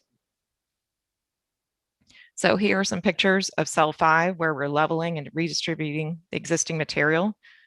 This cell did not require any import. And on the right photo, you can see leveling and canal reshaping. So with all projects come change orders, but this is one that I wanted to highlight where the contract required about 150,000 cubic yards coming from the West distribution cell. And this is in addition to the material that's coming from Palm Beach Aggregates. We increased that amount by an additional 300,000. What this does is provide a net savings to the district of around 460,000, and also speeds up the time frame of completing these cells and it allows us to replant earlier in the dry season, which helps plantings take root before the wet season occurs and improves the root establishment prior to the wet season operations. Here are some photos of cell 7 where we are importing soil for the excavators to unload and then later be spread out and redistributed. And the photo on the right shows approximately 25% completion of redistributing the material. The next project that is in construction is STA1 West expansion number 2. As I mentioned, expansion number 1 is complete. The purpose is to extend treatment flow from STA1 West. The overall construction cost is around $214 million. Includes 1,600 acres of additional treatment area and takes inflows from the S5A and C11 West Basins and flows out to Water Conservation Area 1. So to expedite as much as possible and break this up into pieces to accomplish construction by the required dates, we broke this out into multiple packages. So package A was the underground piping, and that project is complete. Package B breaks it out for the STA and connector canals, and that construction started back in September. Package C and package D are the inflow and outflow pump stations, which had a notice to proceed back in November, and all of this work will be completed by the end of December 2022. So to go into more detail on the different packages, the underground pipes are complete. The purpose of 1 West from RS is to discharge separately to expansion number 1 and number 2. So expansion 2 inflow is from the south end of the 1 West discharge canal, and the pipe installation goes under the expansion number 1 discharge canal and routes water south to the lined channel in the expansion number 2 footprint. This construction contract required excavation and installation of 4 60-inch by 310 feet long steel pipes that were purchased through a separate contract. And then construction was completed by Lauren Jock Trucking in December 2020 for a total contract cost with change orders of around $2.8 million. As you can see, this is where the underground pipes are. And then the new inflow pump station is going to be constructed here and the line channel going south. Bid package B is the STA civil works. It includes construction of 3 new STA cells, 9, 10, 11. It includes a 6-mile concrete lined connection, perimeter and interior levees, canals and structures, culverts and boat ramps. This was awarded back in August to Thalic Construction Company on the order of $96.8 million, and notice to proceed was September 28th. Bid package C includes the inflow pump stations. The north inflow pump station sends water from STA1 West discharge canal to the proposed connection canal. And then a south inflow pump station lifts that water from the connection canal into the new inflow canal for the STA. This was awarded in November to Harry Pepper on the order of $76.1 million with a notice to proceed in December. Bid package D is the outflow pump station at the southern end of the stormwater treatment area. This was also awarded to Harry Pepper in November for $37.4 million with an NTP in December. And this pump station lifts water from the outflow canal to Water Conservation Area 1. So the next project that's in construction and design is the G341 related conveyance improvements on the Bowles East Canal. Its boundary is between the Hillsborough and the North New River and includes deepening and widening of the L16 canal to construct the largest possible cross-section within district right-of-way and to increase operational flexibility. It replaces impacted farm ditches and roads outside of the right-of-way, relocates any existing electrical services, and replaces canal crossings that impact the increased canal cross-section. So this is, as you can see, we've completed segments 1 and 2. Segment 3 is substantially complete. Segment 4 includes the piece from the North New River. And then, so it's 2 separate sections. This construction NTP was back in November of 2019. And we're adding a change order to include the Boca Chica bridge replacement to help expedite the overall project. And segment 5 and the remaining 2 bridges are currently in design and will be timed to go out on the street after segment 4 is complete.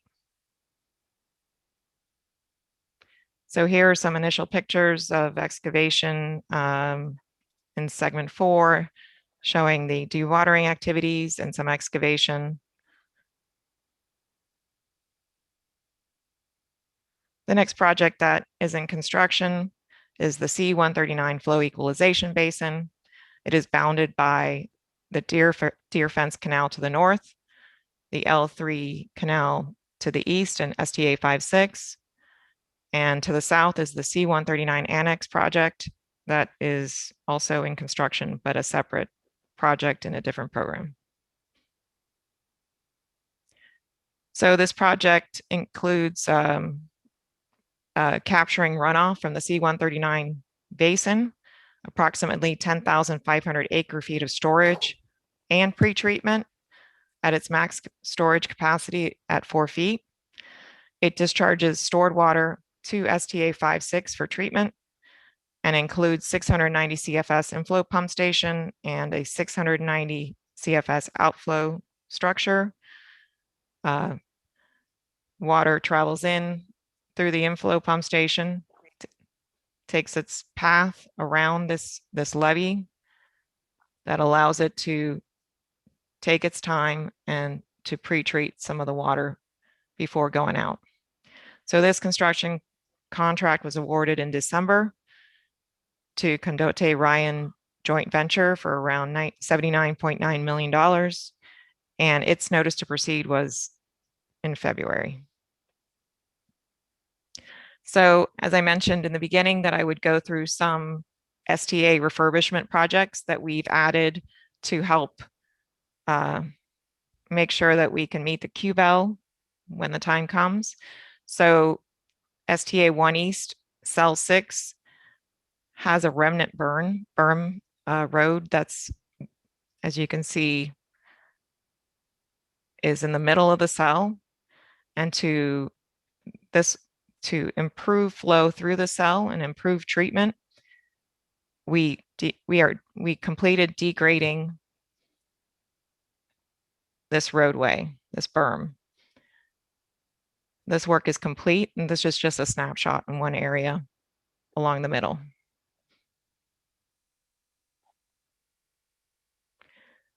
So STA 1 West has multiple improvements in this contract.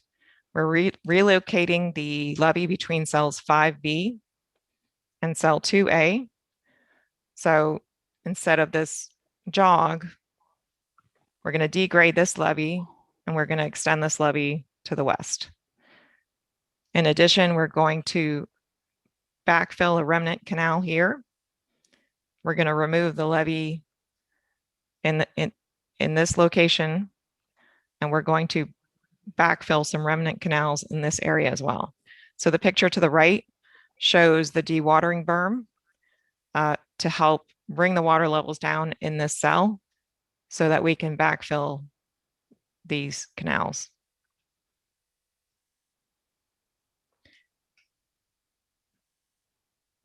Here's a picture of the cell 5B2A levee extension that has begun. So this is a close-up of the extension, and here's the aerial of where this work is being completed. SDA2 is another project that we have taken on to make some improvements. It includes regrading cell 2, which includes regrading some of the fill that's already in the cell, as well as bringing in new fill to the site. In addition, we are reconstructing plugs in the East Canal. This project was awarded to Ryan Inc. Southern for around $27.1 million and awarded at the September 2020 Governing Board. And I apologize, I should have mentioned that this contract for One West was awarded at the August Governing Board to Bergeron Land Development on the order of around $11 million.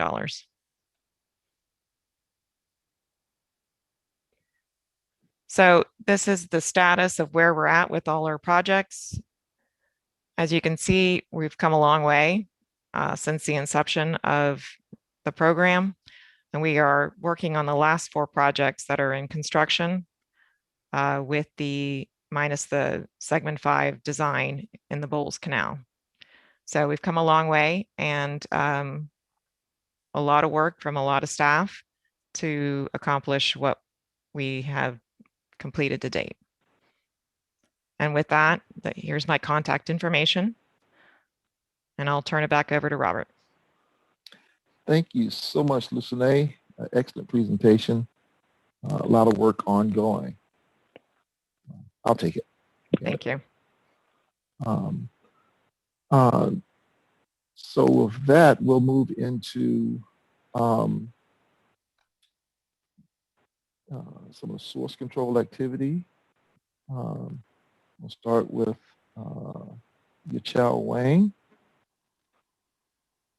And I think I've just given you permission, sir, and we can proceed forward.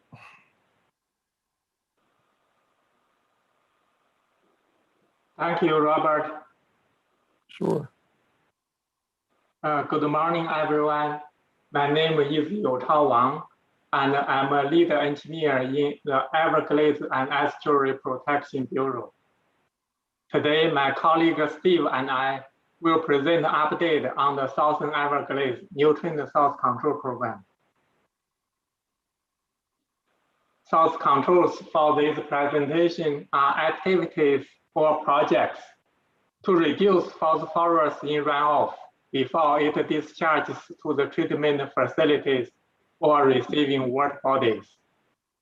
A typical example of the source control is on-site best management practices, or BMPs. This map shows the basins tributary to the Everglades protection area. The basins in green, shown in the screen, discharges to the stormwater treatment areas, or STS. And the area in the brown that discharge directly to the Everglades. This slide depicts how the long-term plan and restoration strategies supplement the mandatory source control programs of 1994 Everglades Forever Act by providing funds for additional projects and describing comprehensive strategies. The goal of the 2003 long-term plan was to maintain and improve the water quality benefits of source controls by identifying cost-effective opportunities and working in partnership with landowners and municipalities.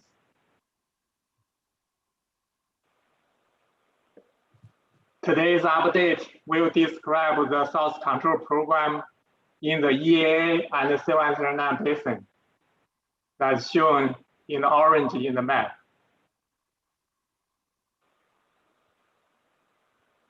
Where source controls are implemented under the regulatory program of Chapter 40E63. And for the other basins shown in the brown in the map, where source controls are implemented with a combination of regulatory and cooperative efforts, and ultimately relies on the completion of the comprehensive Everglades restoration plan, or COSUP projects. This table provides the water year 2020 overview of the phosphorus discharges from Everglades tributary basins.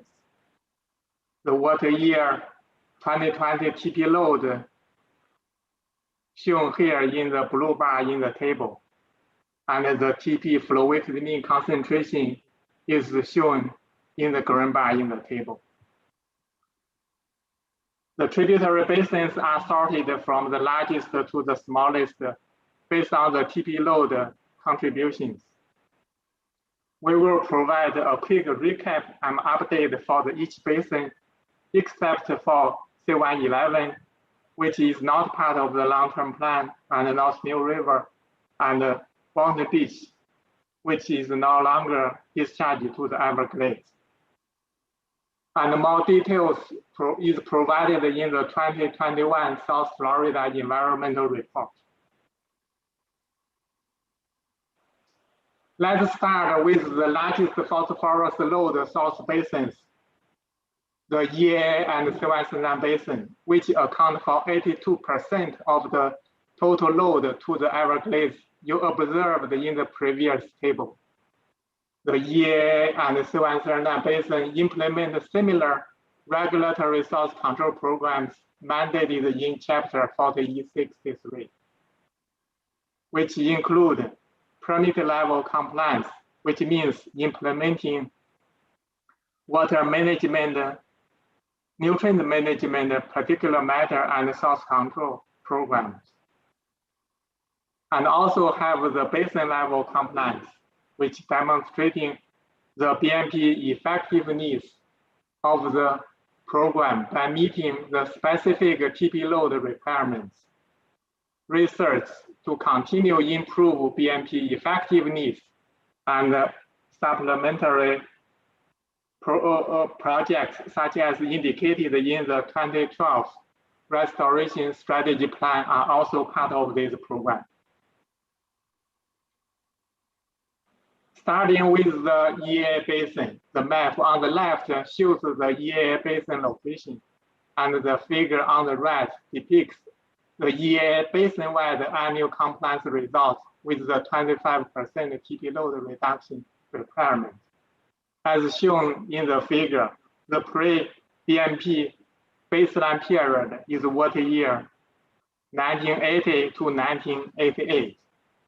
Total phosphorus loads after implementing of the BMP program are compared against those during a pre-BMP baseline period.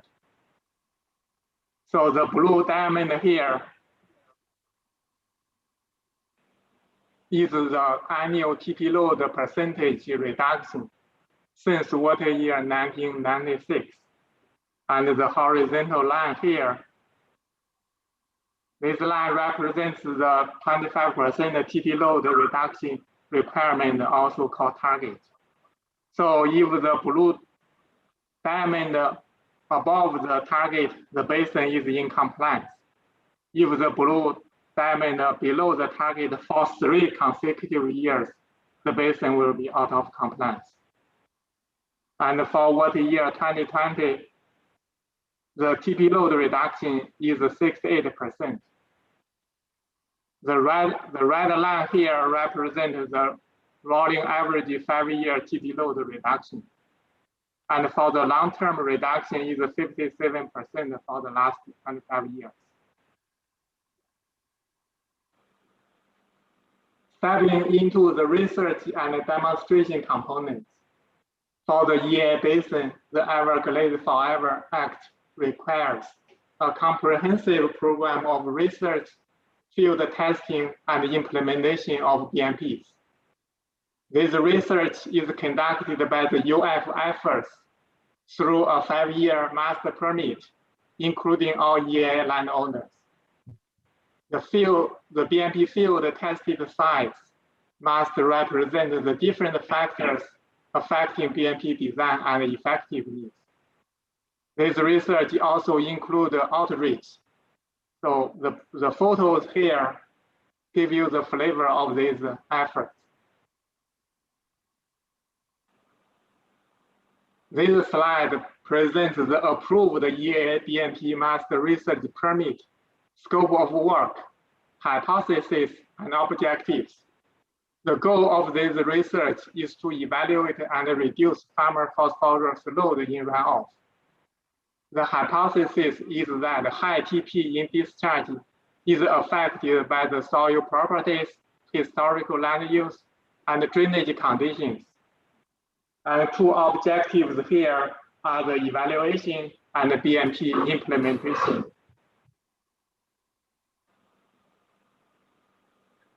6 permit basins were identified in the EA as the priority basin based on the TP load contribution.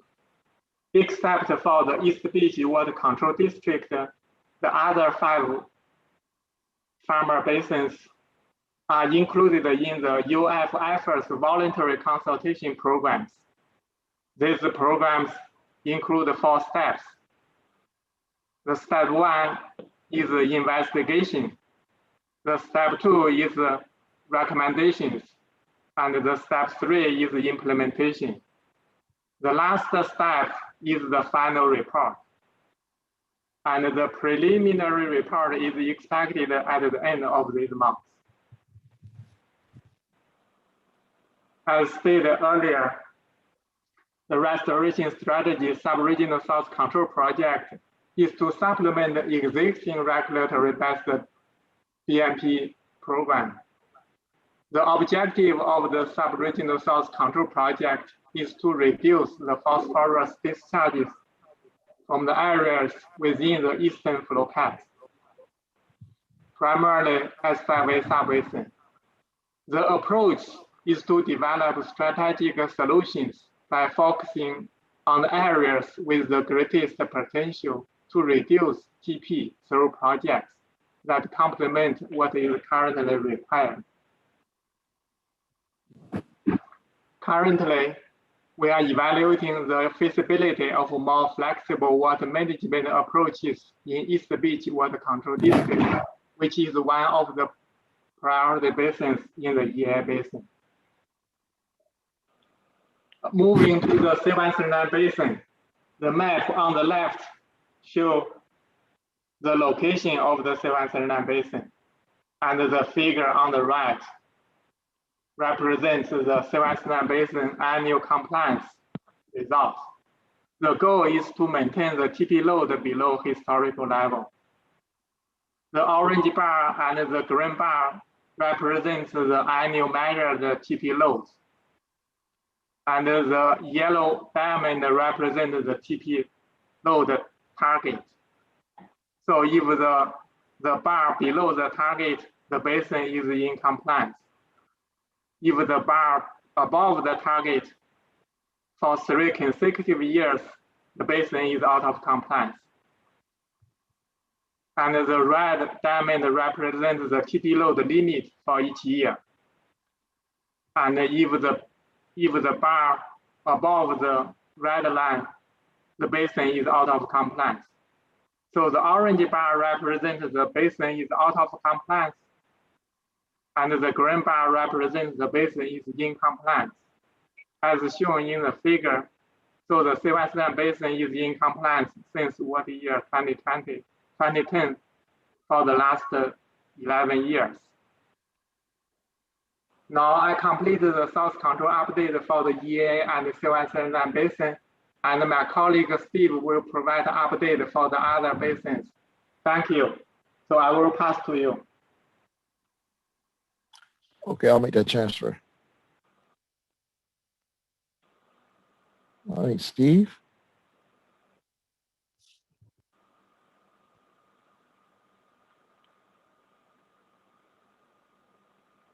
If you're speaking, Steve, we can't hear you.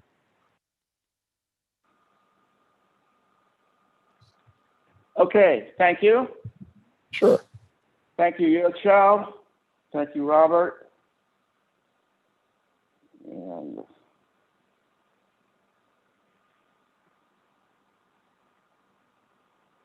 I do not seem to have control yet. Click your mouse. Okay.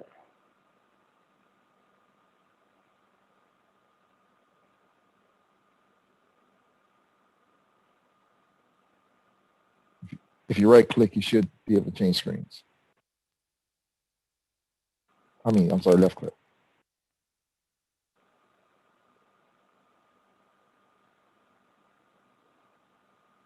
Not yet. Left click. Yep. Okay. You should be also do it with the arrows or the enter. You can also use your keypad. Use enter to advance the slide. Hey, Steve, at the top, does it say Okay. your control? All right, here we go. Thank you. Yeah. Sorry about the delay there. I need to backspace. Okay. Well, thanks again, Yocho. Sorry for the delay. Thank you, Robert. As Sure. Yocho said earlier, I am going to be looking at other basins that are tributary to the water conservation areas. And I'm going to continue to do that in the order of their TP load discharge. And with that, I'm going to begin with the C11 West Acme Basin. Discharge a total TP load in water year 2020 of 12 metric tons. Now, historically, Acme, which is a 298 district encompassing about 19,000 acres within the village of Wellington and south of the C11 West Canal, discharged directly to water conservation area via 2 pump stations located near the southwest corner of the basin. In 2007, the SERP Acme Basin B diversion project was completed, and that project provided for the redirection of the Acme Basin B flows, which is the southern portion of the Acme Basin, and is the portion of the Acme Basin which is heavily equestrian. Completion of that project provided for the diversion of those flows from Acme Basin B northward into Acme Basin A. And then with that, all Acme discharges are now directed into the C11 West Canal. Discharge from the combined Acme area, Acme Basins A and B, can now flow either westward to STA1 East or eastward to Tide via the Lake Worth Lagoon. Conditions incorporated into environmental resource permits that have been issued to the village of Wellington and Pine Tree Water Control District, which is adjacent to the village on the west side, provide for source controls implemented within all of the Acme Basin. These conditions require best management practice implementation and ongoing water quality and flow monitoring. In addition, FDAX currently administers implementation of livestock waste BMPs in the heavily equestrian area of Acme Basin B. Facilities can either sign up for the FDAX program, or they are subject to the Village of Wellington ordinances regarding livestock waste best management practices. So either way, the equestrian facilities are subject to livestock waste BMP implementation. In response to TP concentrations into STA1 East exceeding 200 parts per billion, the district in 2019 expanded its monitoring network to include areas north of the C11 West Canal. It includes the northern portion of the C11 West Basin and the LA Basin. The new sampling sites are designated by the green markers here. And currently, we have 12 of those sites being monitored, with water quality samples being collected every 2 weeks when flowing, samples being analyzed for phosphorus and nitrogen species.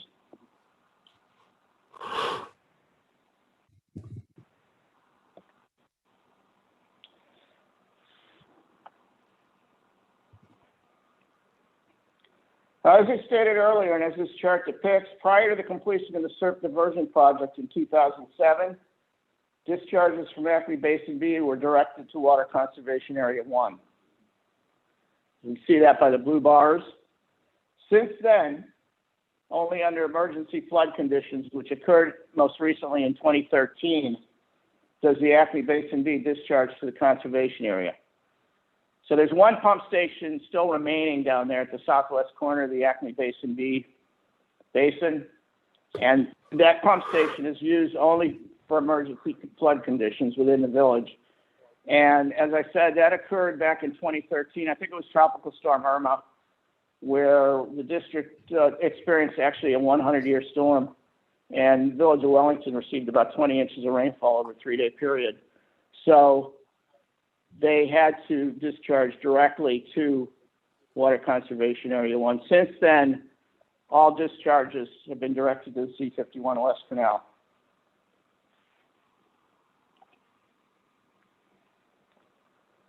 And then this chart depicts the TP concentrations and TP loads from the combined flows, as I said, from the C51 Acme basins. That includes the northern portion of the C51 basin, which is that area north of the C51 West Canal, and all of Acme.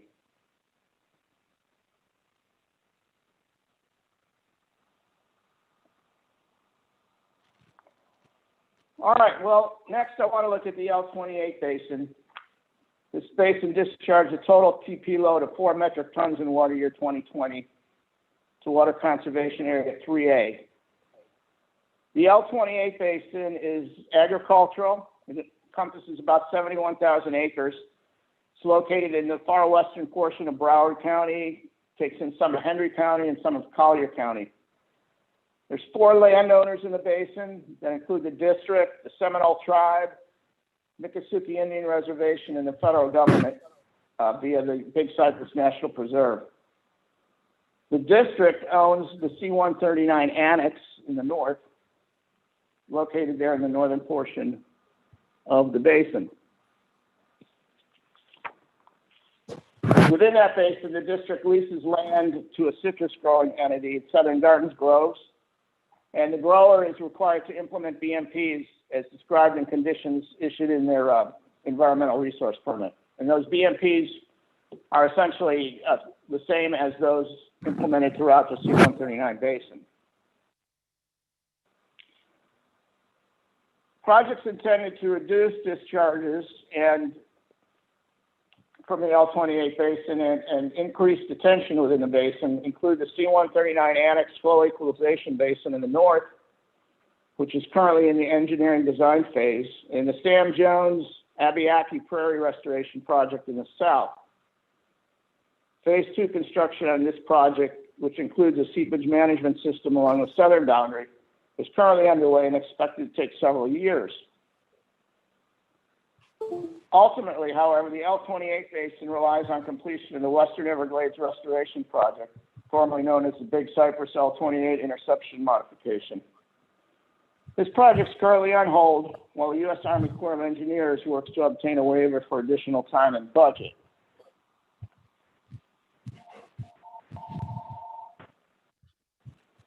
Looking at water quality for this basin, this figure depicts annual rainfall, indicated by the blue bars, and annual TP concentrations indicated by the red squares. We can see that rainfall and TP concentration for the L28 basin in water year 2020 is pretty typical of the 23-year period.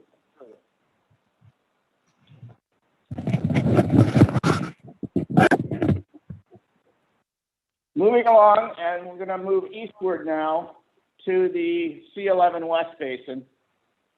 It's a 43,000-acre basin which discharged a total load of 3 metric tons to Water Conservation Area 3A in water year 2020. C11 West Basin covers portions of the western populated portion of Broward County. The C11 West Canal discharging via pump stations S9 and S9A.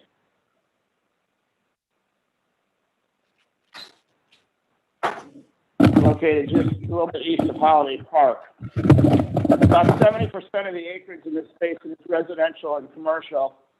The rest agricultural, mostly in the form of nurseries and equestrian properties in the South Broward Drainage District area, south of the C11 West Canal.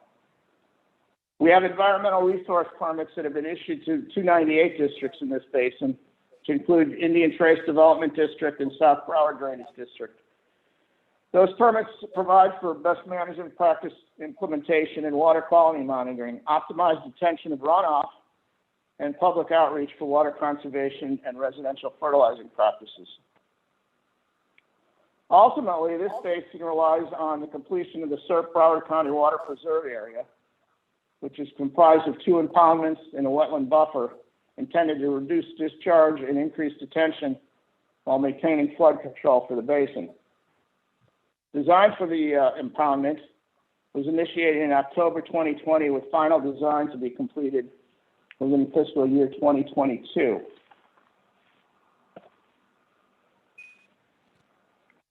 With regard to water quality, here we have the red squares again depicting annual TP concentration. The red line, actually it's the blue line, depicting the 5-year rolling average for TP concentration. Annual rainfall is depicted by the blue bars. And we can see that here for the C11 West Basin, water year 2020 was looking very good, actually. One of their lowest TP concentration levels since water year 1998.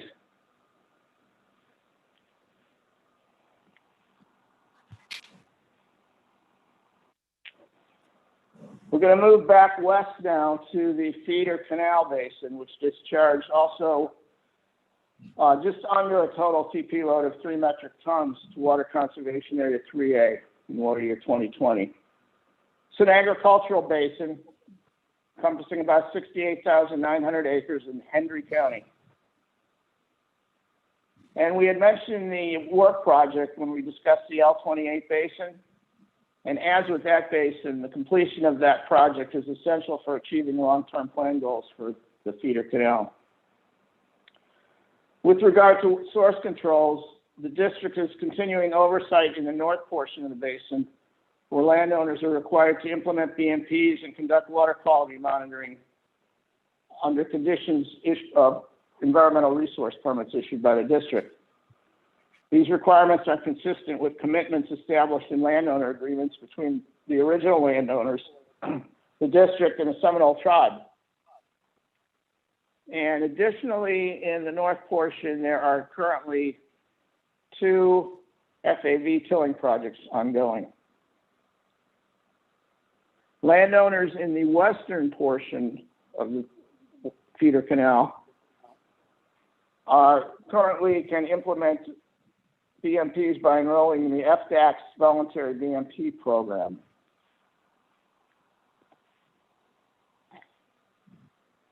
So here looking at water quality for the basin, TP concentrations indicated by the red squares, blue line, 5-year rolling average of TP concentration, and rainfall again by the blue bars.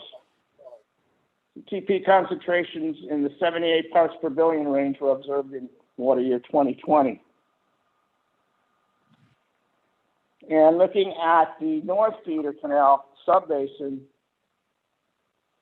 again, we see TP concentrations indicated by the red squares, blue line 5-year rolling average, rainfall by the blue bars.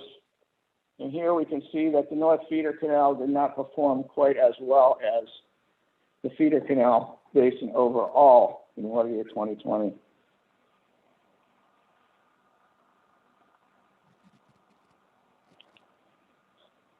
Okay, now we're going to move back to populated areas, and we're going to go look at North Springs Improvement Districts, NSID. This is a basin within the northwest portion of populated Broward County. It encompasses about 9,000 acres, primarily residential and commercial, and it can currently discharge runoff directly to Water Conservation Area 3A through the single pump station NSID 1 there in the figure, in the map. It's located at the southwest corner of the basin. There's an environmental resource permit issued to NSID, that includes conditions requiring BMP implementation both upstream and at point of discharge to the conservation area. whenever that occurs. The ERP also has a condition that requires total phosphorus load limits for any discharges to Water Conservation Area 3A. The long-term plan goal for this basin is to divert all discharges away from WCA 3A by relying on detention in the SERP Hillsborough 2 Site 1 impoundment, which would lead all eventual discharge directly to the Hillsborough Canal and tide. This impoundment project is currently on hold and is going to require additional congressional authorization.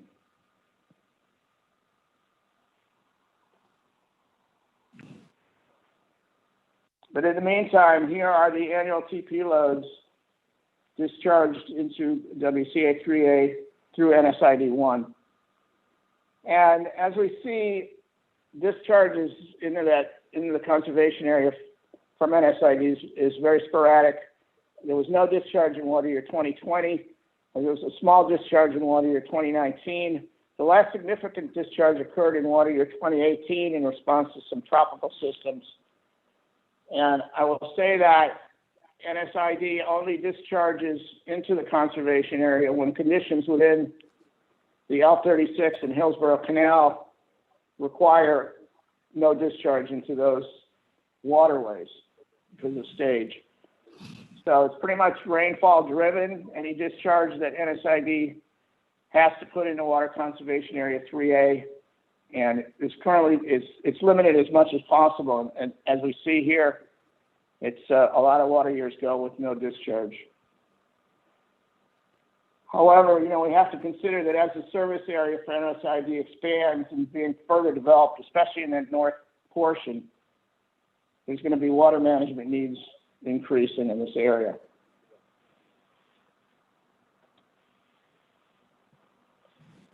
So in summary, I'd like to say that the success of the Southern Everglades Source Control Program relies heavily on verifying best management practice implementation and tracking program performance based on water quality data and basin-specific metrics.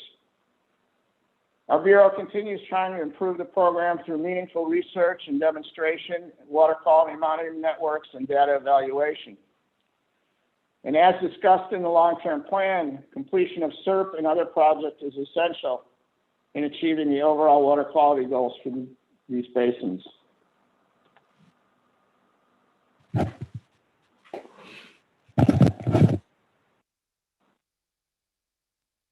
And thank you, Yocho and Robert, and thank you everyone for your attention. Thank you, Steve. Thank you, Yocho. Very good presentation about source control. I think, let's see, we have another presentation up next is Jerry Krenz. He's going to talk about public use. So I am going to pass the controls to Jerry. And it's all yours, sir.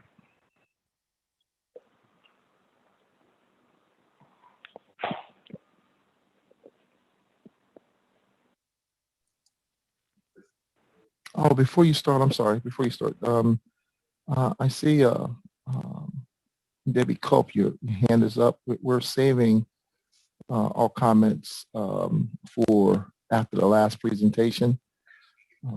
No, I'm not speaking, and I don't have.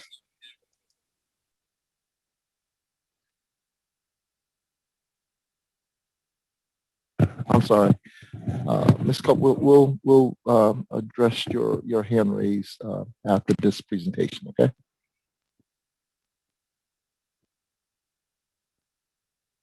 Just click the mouse once, Jerry. Can you hear now? I can hear you. Devon, can you hear me? Yes, we can hear you. Oh,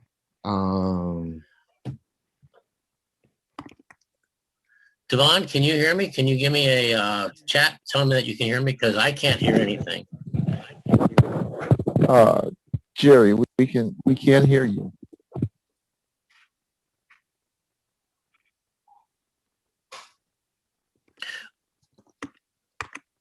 Devon, if you can chat to me and tell me that you hear me. Oh, I see. We can hear you. Okay. This is Jerry Kranz, and I work in the public use section. And I want to talk to you today about public use on the stormwater treatment areas that we have. Do I have control of the screen? Yes. I do.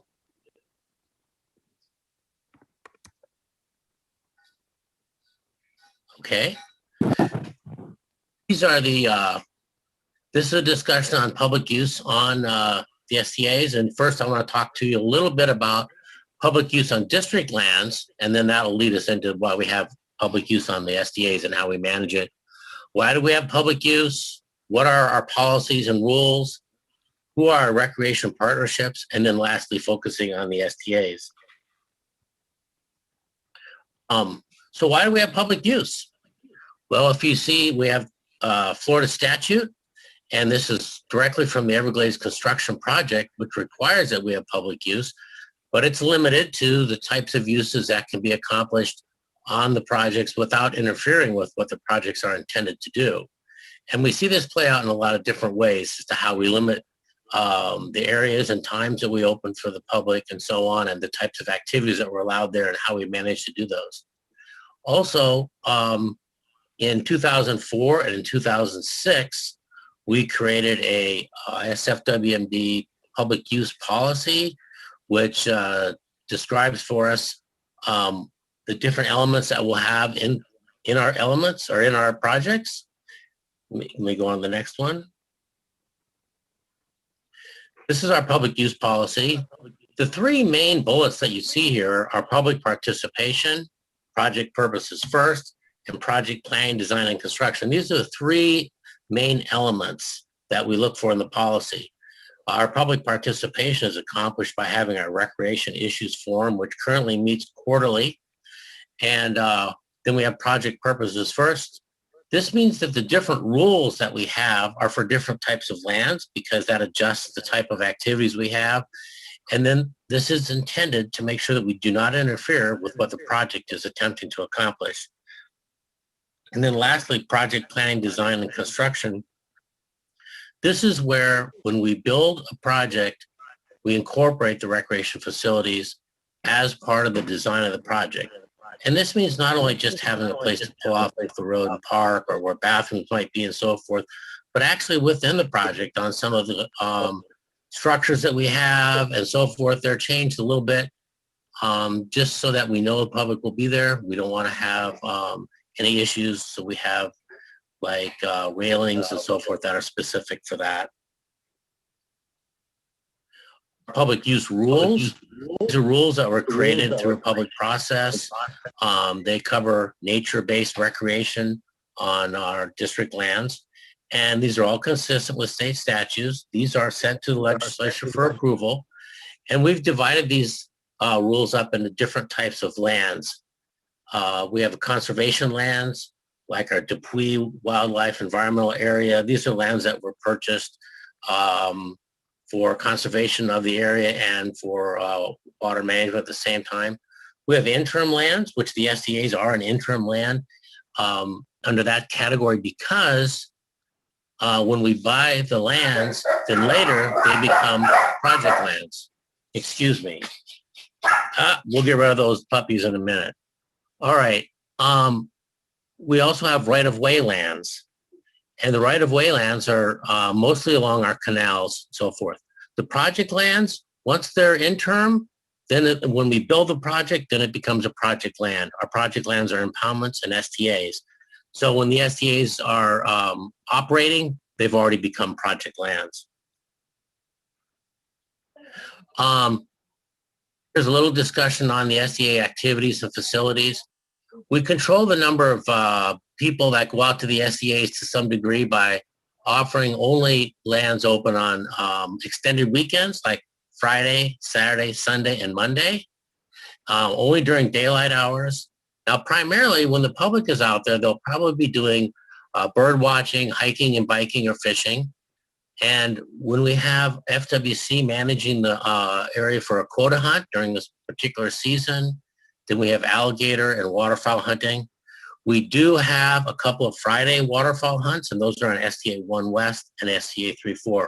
But otherwise, the waterfowl hunting is on Saturdays and Sundays. And the alligator hunting is Friday evening and Saturday and Sunday. Also, we have an agreement with Audubon and Florida Trail. They crossed the STAs. The Audubon tours started in as early as 2005 on STA 5. STA 5 is now a global destination for people to come and watch birds, and they go on a tour. And you can see in this picture, this is pre-COVID, of course, they set up with quite a few telescopes or bird watching optics, and they can see the birds, and you walk down the line and look at each telescope, and it tells you what you're seeing. The person who owns the telescope tells you what they're seeing and so forth. So it's a good place to go and learn about as well. And now we have these tours on STA 1 East, we have them on STA 2, and I didn't mention on here, but we do have on STA 3-4 as well. The Florida Trail Association comes through STA 5-6, and that trail gets rerouted occasionally when we do construction, and they come and change the signs so that the people go route a different way through the STA. FWC is a pretty prominent partner on our STAs as far as recreation goes, managing the quota hunts and so forth. But we also manage specialty hunts, which are for youths and for wounded warriors. This started in 2013 when we got an authorization from our board to schedule these kinds of hunts and work closely with FWC on it. And here you got a couple of pictures from those. FWC also enforces all of our public use rules. While any law enforcement agency could do so, because of the amount of hunting and fishing that we have, it's generally done by FWC because they understand those laws really well. This slide is here just to show us, kind of remind us in the context of recreation that the STAs are a very managed area. As you can see on the left, they're planting bulrush, and what they're attempting to accomplish, and as they do accomplish, is what you see on the right, is the development of a cellular landscape, and that helps control the energy of the wind and water as it moves. And Eric just covered that really well in his earlier presentation. So what I want to move into now is just a little bit about what we've been doing most lately this last year on the STAs. We've had quite a bit of construction in the STAs, as you heard from Lucene, and we work very closely with the construction folks to keep people out of the way of the construction and know when the construction is going to start and stop and where they're going to be, so we know where to make sure no one else is at that time. No members of the public are in the way. So one of our larger recreation activities on the STAs is waterfowl and alligator quota hunting. And so right off the bat, realizing as much activities we had, we noticed FWC and the stakeholders just to get ready for changes, because we had a lot of uncertainty going into the season as to exactly when construction in certain parts of the STAs would start. And so we knew that we would probably have to make changes mid-season if we had to. We wanted them to know that that could happen. All of the alligator hunters received a notice in their quotas that told them that they should be done by October 15th. Even though the season ends November 1st, we warned them they need to end early because we may end up having to cut them off. Now, we didn't have to cut them off, but we did have a lot of people that were aware of that, and so they changed their hunting a little bit and got their stuff done a little earlier. We coordinated with FWC on how we offered waterfowl quotas this year, and actually only offered waterfowl quotas for the earlier portion of the season on STAs 1 West and 2. Because STA 1 West, we had to close the southern part of it, and on STA 2, we had to close the northern part of it. And in order to do this, we had to change our check station locations and change all of our maps and our brochures and change the access routes that people drove within the STAs to get around to where they can waterfowl hunt. And then as construction progressed and we found out when construction would start in different places or where they would be changing their locations, we were able to offer additional waterfowl quotas towards the end of the season. And this one will tell us a little bit about STA 1 West and 1 East as far as the construction goes.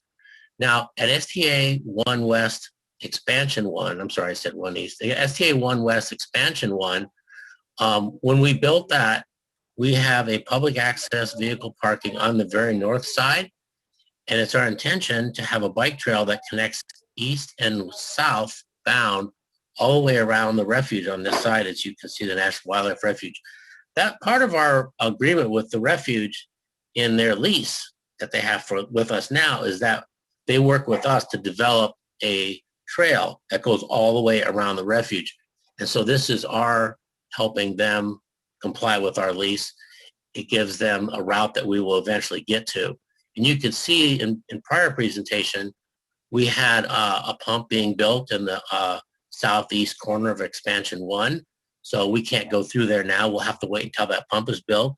And then we'll also have to wait until after STA 1 West Expansion 2 is completed so that we can go along down the east side of that project. And there we would have the trail that goes all the way around. Also on the east side, we will have a public access where there's a boat landing, and then they'll have camping, but the camping won't be in the STA. It'll actually be on the National Wildlife Refuge side. It'll be a pretty primitive camping, like tent camping, more or less for trail support. Also, STA 1 West Expansion 2 does not have a good option for us to allow public vehicle to drive to that site because of how remote it is. And we've tried to offset that a bit by having a public access come by boat through the National Wildlife Refuge, because that perimeter of the refuge is open to boats all the time. Now, this is not unusual for the Water Management District to have boat-only access. Maybe in Palm Beach County it is, but in the Kissimmee Chain of Lakes, it's almost essentially all boat access. We've had good success with that. And so that was a good alternative here.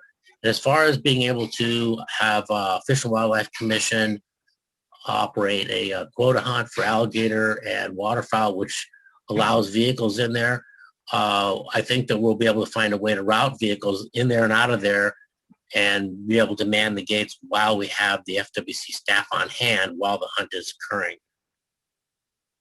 So that takes care of 1 West expansions.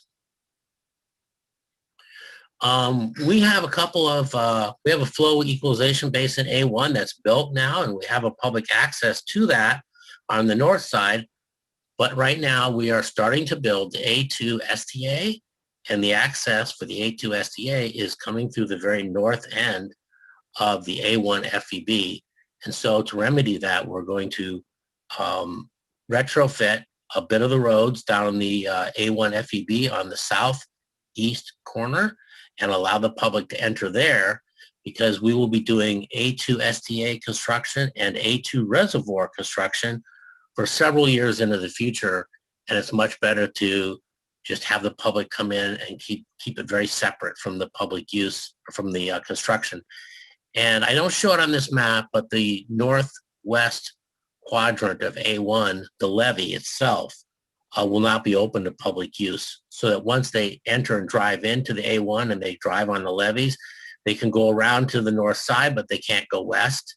And they can go around to the western side, but they can't go more than about halfway north. But that will give them access to all the boat ramps and all the structures that they've been fishing at so far. So really, it's just a small section of levee that they're not able to access. And that levee will be used by the construction folks for all their work for the next several years. At A2 STA itself, we will have a road that leads to the northeast corner where we'll have a public use facility, which really amounts to an area where we have a shelter and a vault toilet, a dry vault toilet. And we'll have FWC will manage quota hunting from that corner. And then also, that's where the vehicles will park from public access. And down in the southeast corner, we will have a trail shelter. So now we have a little bit about public use facilities at the C139 FEB and the Lake Hicpochee FEB. And basically, it's pretty simple. We have a place for public vehicle parking There too, we would have a shelter and a vault toilet if it's necessary. Lake Hicpochee may not be that busy. We'll see how that goes, but we will offer a place to get on and off there and to park and be able to go in and visit that area. And that really concludes a brief overview of what we have going on in the STAs for public use. And I'd be glad to answer, questions through email as we're instructed to do with the presentations here. So I hope all that went well, since I can't hear anything and I'm kind of winging it here. I just lost my audio at the beginning of this. But Devon, maybe you can give me a little chat message. I guess I'm done, huh, Devon?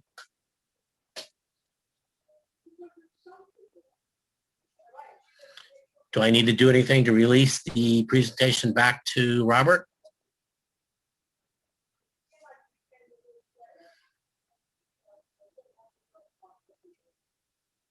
Okay, thank you, Jerry. I know you probably can't hear, but that was a great presentation. A lot of activity, a lot of public opportunity. So thank you very much. What we'll do now is we'll open the floor for public comment. I ask that you, as we, I see a few hands raised here. As we acknowledge your hand, we'll ask you to give your public comments, and we ask that you keep it under 3 minutes.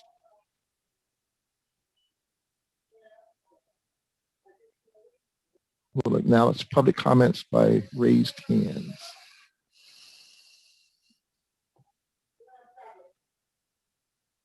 So Robert, when you call their name, I'll go ahead and allow them to speak. Okay. I see Mr. Gary Ritter. Unmute yourself and.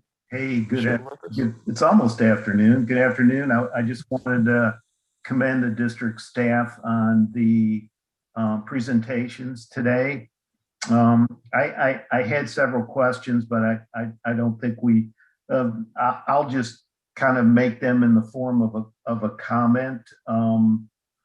I noticed, when there was some discussion at the board meeting, Mr. Wagner, board member Wagner, was talking about possibly reporting some of the water quality data a little bit differently, and I'm kind of curious how you all are going to attack that challenge. I think he was having a hard time kind of discerning how to decipher that information that you all provide. The other comment I had was on STA 5.6. In the very first presentation, they talked about a dry out, and I'm wondering, just based on Dr. James's comments, if when you have those dry outs and then those STAs get wet again, if you see an influx of nutrients coming back in from the soil. And also I was kind of curious as to when you harvest the STAs or you remove soil from the STAs, what do you do with that biomass? Where do you bring it?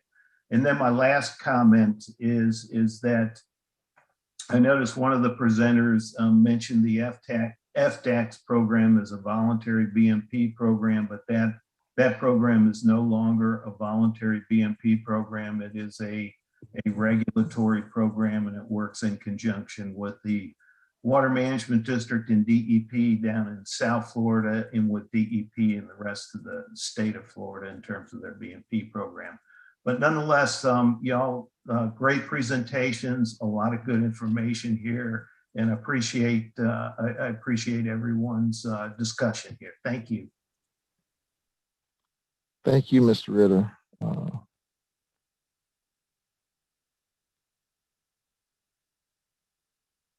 Are there any other comments?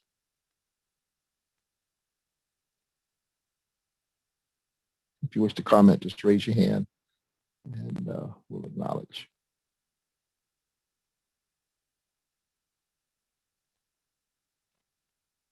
Okay. Well, I do appreciate all of you participating today and attending this meeting. Hopefully, we've given you some general updates and some knowledge of our efforts to ensure that we're providing a good water quality for the EPA, the Everglades protection areas, and the tributaries. You can, if you have specific questions, you can direct questions directly to the presenters. As I said earlier at the start, we will make the presentations available on our web page, so you can peruse them and, as well as access any information for the presenters that you may need. All right. Okay, if we have no additional public comment, then we will adjourn this meeting until the next one. Oh, I see a comment from Dr. Surratt. Unmute yourself. Okay, can you hear me? Okay. Good morning, sir. We can hear you.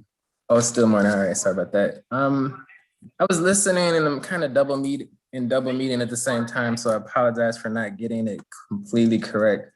But I was trying to hear what was happening with the sub-basin source controls related to restoration strategies.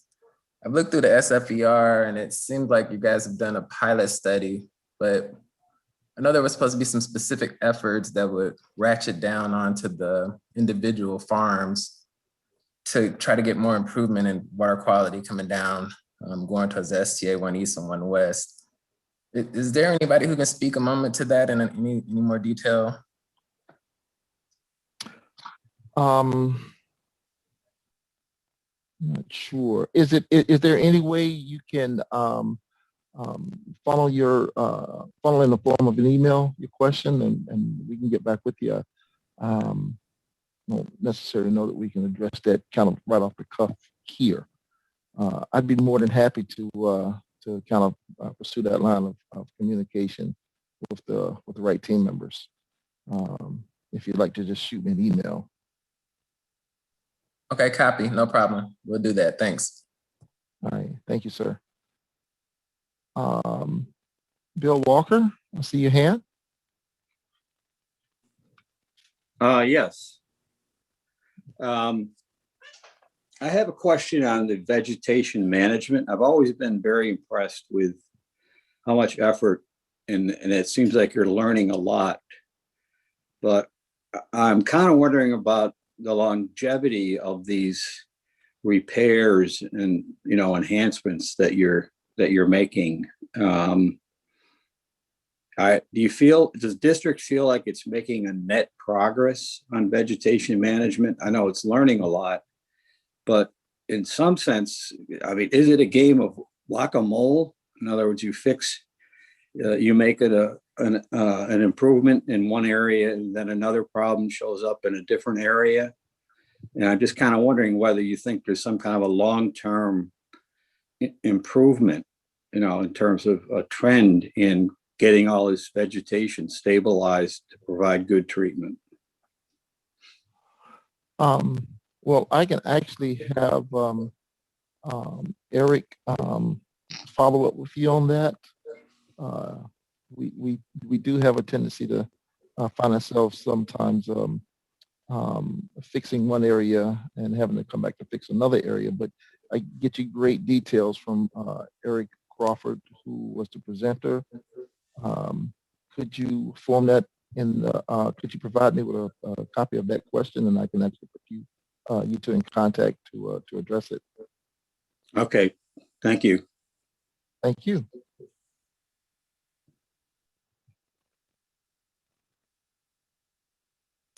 Okay. Well, thank you everyone for participating and attending, and I hope you got some very useful information. And like I said, we will continue this process on the next round. And please feel free to shoot me or any of the presenters a question, questions or emails or comments, and we'd gladly appreciate it. Thanks so much. Thank you, Robert and Devon.